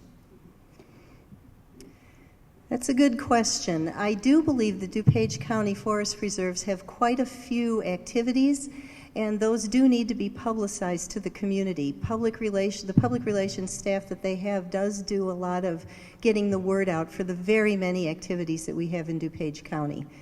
The contract with Reverse Spin, my concern about that is twofold. One, that it was a professional services contract that was put out with no bid, and no awareness. I've been in front of the board complaining about the fact that in the minutes that they post online, they do not do a good job of telling the public what's coming so that people can't see ahead of time and then go and comment or complain or make a comment about it. I do not believe that the Reverse Spin contract is in the best interest of the Forest Preserve Board, and I join the rest of the public people who've been in front of the board asking them to rescind that. Thank you. Mr. Atkinson? Well, I've learned with my experience with being a trustee at College of DuPage and the Village of Roselle that many times you have no real appreciation of exactly what's going on until you're sitting on the board and you're receiving all the information. For those 2 items, I heard what Mr. Formento, one of the current commissioners, had to say about it. I'd be interested to learn much more about it, as somebody that did not participate in that deliberation, I would need to see more facts in order to offer a very firm opinion on it. So I want to look into it and analyze it. I would like to go back to the salary question very quickly because I was cut off. The reason I equivocate a little bit on that topic is that the DuPage Forest Preserve District has a unique charge, and that is protecting open space for future generations. We, as a people, we will always sacrifice long-term interest to short-term gains. And the goal of the Forest Preserve District is to preserve those properties for hundreds of years, beyond the first 100 years that we have now. So in order to do that, you need to have commissioners and you need to have a board president who has the resources to defend themselves. As a brief example, a few years ago, I'll answer later. Thank you. Thank you. Mr. Connolly, I'll repeat the question. The Cook County Forest Preserve has one public relations staff person, and DuPage has 6. So is that really necessary? And the second part, how would you handle the district's nearly $500,000 annual public relations budget, specifically the $48,000 no bid contract awarded to Reverse Spin for Crisis Public Relations. I think it's real difficult if you've not gone through a disciplined budgeting process and worked with all the directors and people within the Forest Preserve. Excuse me, you might need to move the microphone a little closer. There you go. Is that better? Yes. Okay. I think it's real difficult if you haven't worked with the entire budget and people within the organization to see how pieces fall together and what type of need that you have. So we do have a lot of programs at the Forest Preserve. I mean, last year we had close to 13,000 participants in various programs, so that does have to be advertised. So, you know, I think it's an expense that we have to look at. I think it's something that will get analyzed, but I'm not here to say that it is we're spending too much money on public relations. In terms of Reverse Spin, terrible name for a company, and I think that just the way the deal got approved originally is not in the best interest of accountability and transparency. So I wish it had been done, in a more open basis. Thank you. Mr. Murphy? Could you repeat the question? Sure. Two parts. The Cook County Forest Preserve has one public relations staff person and DuPage has 6. Is this necessary? And how would you handle the district's nearly $500,000 annual public relations budget, specifically the $48,000 no bid contract awarded to Reverse Spin for Crisis Public Relations? Well, not being on the board, I wasn't privy to all the things that went on with hiring Reverse Spin. So I really cannot comment with all the facts in front of me. However, with the rest of the question, 6 to 1 seems a little out of shape as far as a ratio. You've got 6 people on the Forest Preserve at DuPage County and 1 at Cook. So I would like to have if I was on the board, I would have staff examine why there is such a headcount difference, look at it, examine it, look at the facts, and then come to a decision, because that is a tremendous amount of money to be spent at that position when Cook County has 1 person doing it. And we have a responsibility to be good stewards of the public money. Thank you. Thank you. Mr. Pierscionek? Thank you. First thing I do if I get elected, I'm hiring these people down here. They run a tight ship here. I agree that having 6 people on a public relations firm does seem excessive. I don't like seeing government have to do public relations for anything. If it's something that's really needed, the people know about it. Now, maybe you just need a little bit of that, but that's something you maybe partner up with the local communities that want to see those programs used and used effectively. No bid contracts. We had to have no bid contracts when I was with the fire district. We did not want to have to approve fire hose every time they needed it, and that would cost $10,000 or $6,000. So I see a need for no bid contracts, but for $48,000 no bid contract, that is definitely beyond any threshold I could see. I would have a policy set up with a specific dollar limit, and I would have accountability and standards, how that gets reported back to the board when they do have no bid contracts that are under that threshold, to make sure it's not being abused, and also be audited every year to see what was going on. Thank you.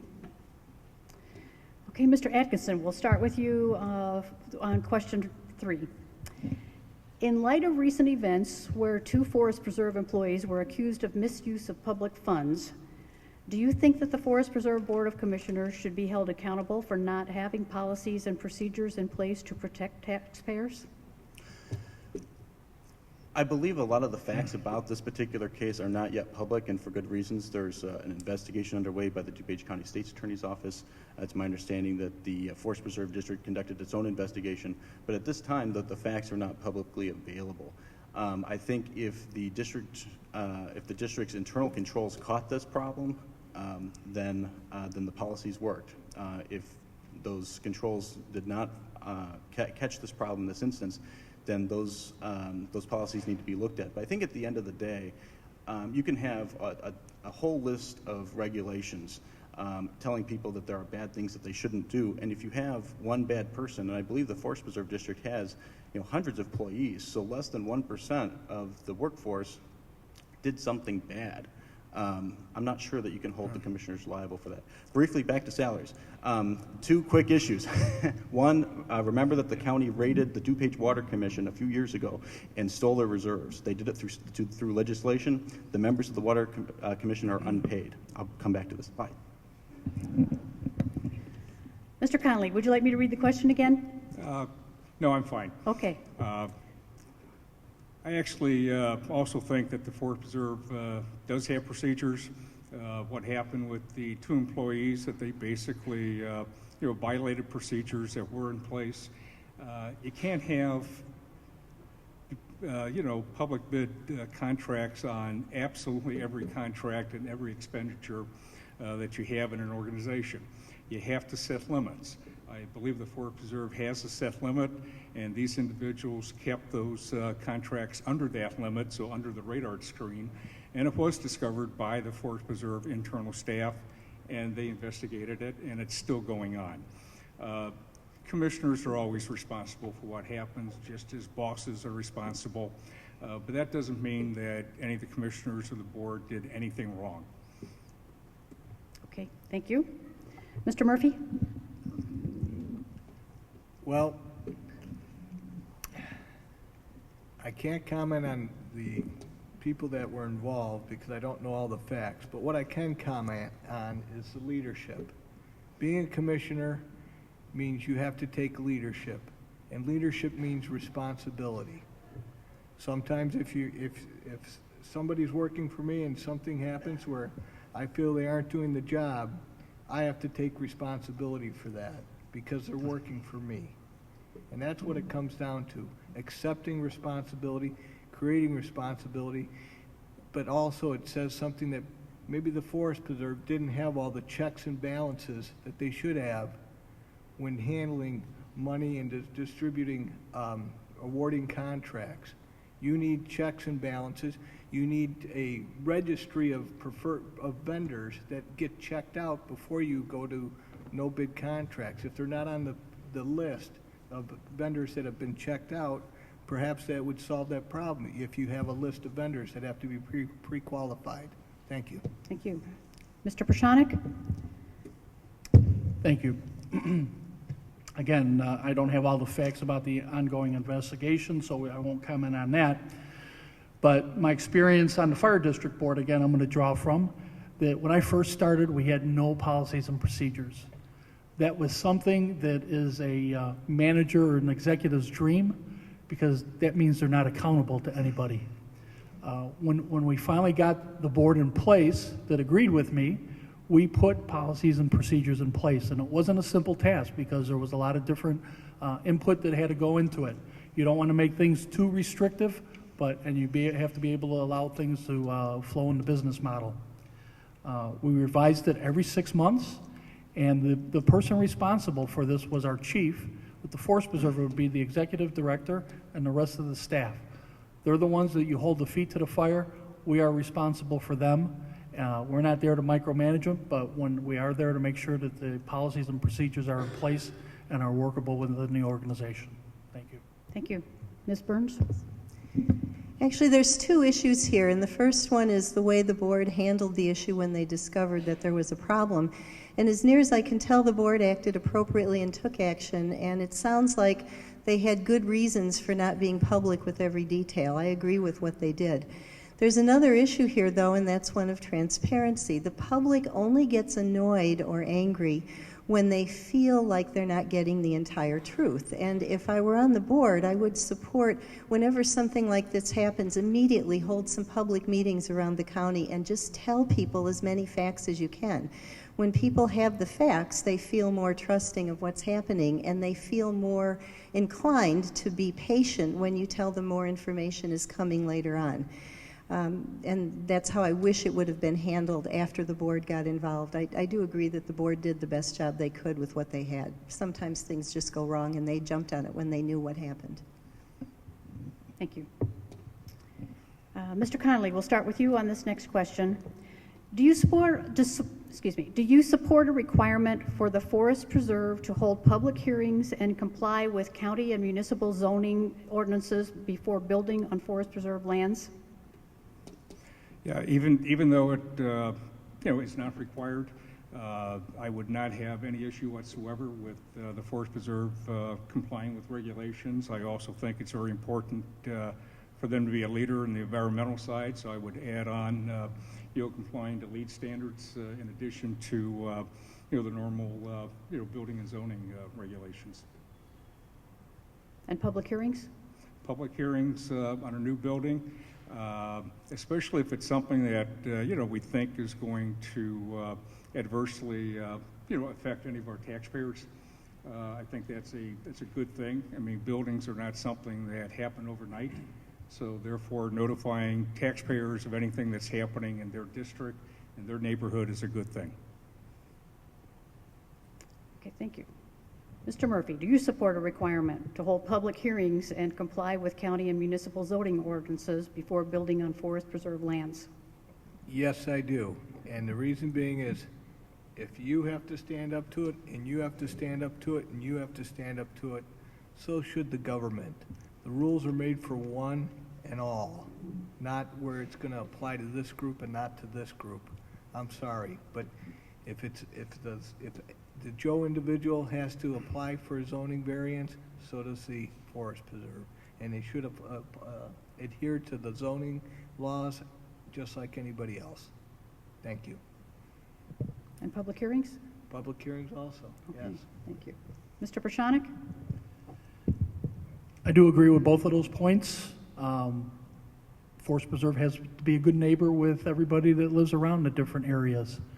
We just had something in Bartlett where the Park District wanted to build a nice walking path around the pond that is in my subdivision, and they had to do some other amenities. They got an OSLA grant from the state, and the people in the subdivision, in my subdivision that lived around the lake, didn't want it.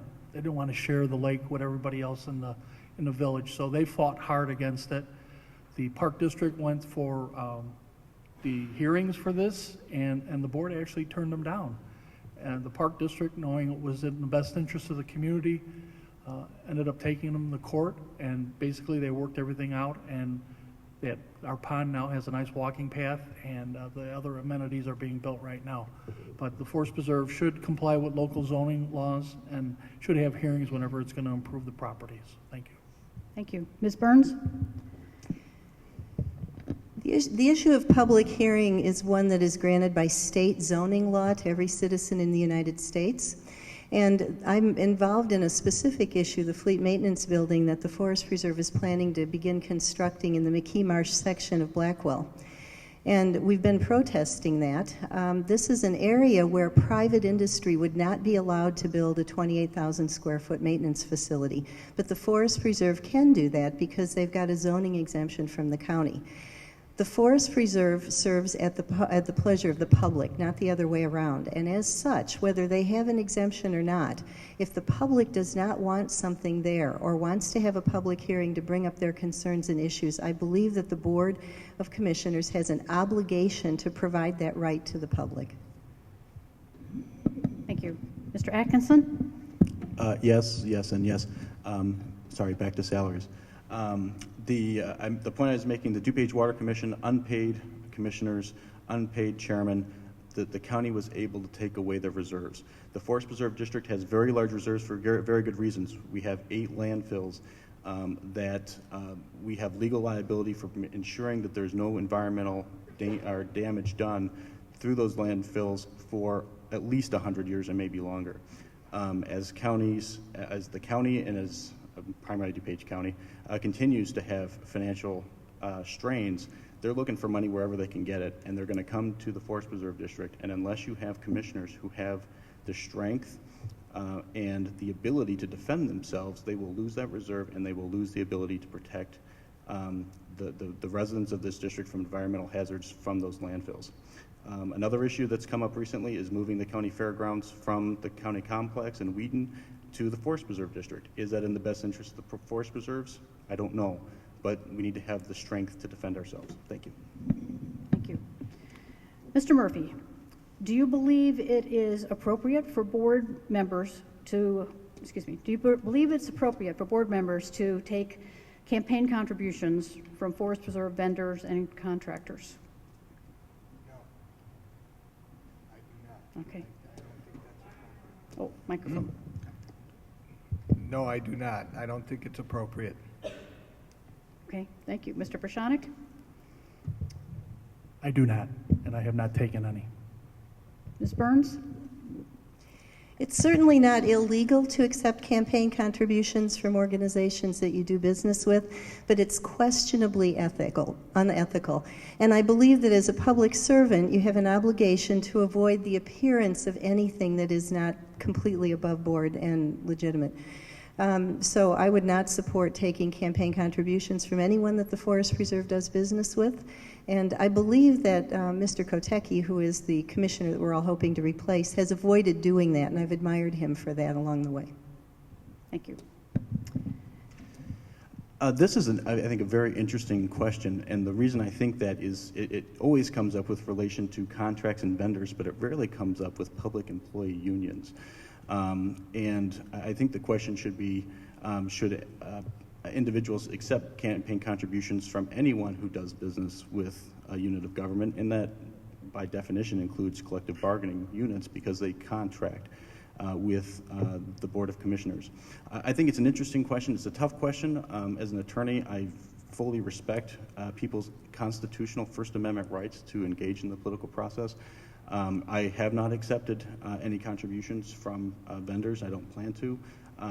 But the people who are supporting me are people that they know me, they know my character, and they want me to win. And I'm not sure that they should be discriminated against simply because of where they happen to work.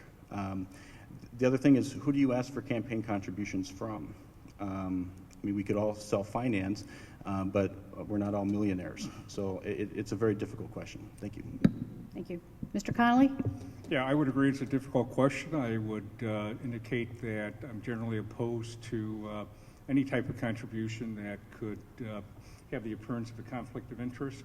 You do occasionally get the situation where you have a personal friend, they want to give $100, and if for some reason they did some type of work with the Forest Preserve, is that really a conflict? And so I agree it's a gray area when you're talking about small personal contributions, but certainly when you start talking about meaningful contributions in the $500,000 range, absolutely not. Thank you. Okay, we will move to closing statements at this time. Again, you have 1 minute to make your closing statement, and we will start with Mr. Pierscionek. All right, let's not overlook. The DuPage County Forest Preserve system right now is a crown jewel. There are hardly any forest preserves that compare to ours, so we're not talking about major changes in the system here. We're going to have a new person representing District 6, and change is good. We had some good ideas up here tonight from this panel and the county board panel tonight, and I see a lot of good ideas coming out of those. Particularly happy to hear about pensions being talked about tonight. I want to thank Shannon and Kory and Pete and myself all for saying we would not take a pension if we were elected. That's a good starting point. The Forest Preserve only takes about $100 per residence in the district, but that $100 can be critical to some people. We can't overlook that it's just $100, but it's got to operate within the economic realities of the time. People are hurting out there, and we're not having the unlimited resources that we've had for the last 20 years. Thank you very much. Thank you. Ms. Burns? There's many great things about our forest preserves, and we really don't need complete change. But we do need to work harder to be sure that the Forest Preserve understands its greater role in county government. And that's why I'm asking for your vote on March 20th. Before you decide who to vote for, I'd like you to ask yourself if the issues we discussed here tonight about the management of the Forest Preserve are important to you. And if your answer is yes, then I'd like you to ask yourself who you would like to solve these problems. If you want someone who's been endorsed by the Sierra Club, someone who's been attending Forest Preserve board meetings for 3 years, someone with both business and environmental credentials, and someone who sees concrete ways that the Forest Preserve can create jobs in DuPage County, then I'm your candidate. No one else on this table tonight has my same unique qualifications. Your vote for me on March 20th will be a vote to preserve the wonderful history that we have in the DuPage County Forest Preserves. I would be proud to serve as the commissioner in District 6. Thank you. Thank you. Mr. Atkinson? Again, thank you to the League of Women Voters and the Wheaton Chamber of Commerce and all of you and the candidates and the moderator for coming out tonight. The Forest Preserve districts add immensely to our quality of life. There are 26,000 acres of open space in this county. We can recreate, I take my dog Bullet, you'll see him on my card, to the Forest Preserves all the time. It's just an amazing resource that needs to be preserved for future generations. The $100 figure is out there. When it comes to taxes and whatnot, if you want to save money on your property tax bill, this race should not be very important to you. 75% of your property tax bill is coming from the school districts. More comes from the county and from your municipality than the $100 going to the preserve district. So the issue in this race, I don't think is a no tax increase pledge, though I'm a very strong fiscal conservative and voted against many tax increases. This race should be about management of the resources that the district has and doing that responsibly. Thank you. Thank you. Mr. Connolly? I want to thank everyone that is attending tonight and is going to view this video. I'm a firm believer that when voters get involved in analyzing candidates, we end up with better qualified leaders and a more efficient government. There's an old Kenyan proverb that says, treat the earth well. It was not given to you by your parents, it was loaned to you by your children. I think it's this model that most everybody that wants to serve the Forest Preserve has to live by. You all want to strive to leave the environment a little bit better than what you found. I have a deep appreciation for the open space we have in DuPage County. I have a commitment to conservation. I have a commitment to be fiscally conservative and responsive to the taxpayers. I have a strong desire to serve. I have a well-rounded background that should be a benefit to the district. And now that I'm retired, I have time to fully commit to making the district a good steward of our open space and the best district in the state of Illinois. Thank you. Thank you. Mr. Murphy? I'd like to thank everybody for coming here tonight. I've been an alderman for the city of West Chicago for the past 8 years. I've led an effort recently, and we were successful. We paid down a $10 million water bond issue 10 years early, saving the taxpayers $4.4 million.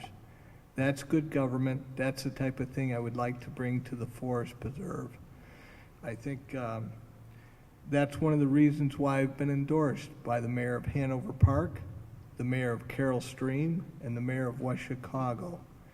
It's about protecting, it's about conserving, and it's about preserving. Thank you. I hope you will vote for me. Thank you. May I ask the candidates to stay seated just as we close this? Thank you to all of you for being here tonight. And thanks to all of the candidates and the League of Women Voters and the Chamber of Commerce.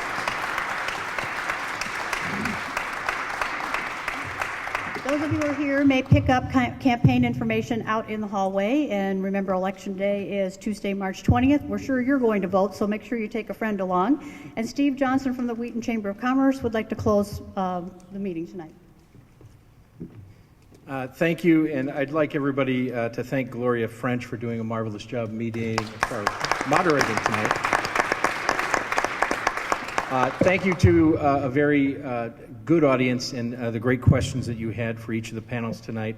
I want to thank the committee members, Patty Landry from the Glen Ellen League of Women Voters, Carrie O'Brien from the Wheaton Chamber, Jane Hodkinson from the Wheaton League of Women Voters, Missy Wilhelm from the now State of Illinois League of Women Voters. You guys were a big help to putting this on for the benefit of everybody here. Lastly, don't forget, our last congressional forum for the primary season for Congressional District 6 is Thursday, March 8th at Glencrest Middle School, 725 Sheehan Road in Glen Ellen. There are 4 Democratic candidates and the incumbent who will be invited to participate in the forum. We hope to see you all there. Thank you very much for coming, everyone, and good night. I'd also like to thank everybody for coming, especially the candidates who took the time to be with us this evening. We're very grateful for that. And everybody, have a lovely evening. Thank you very much.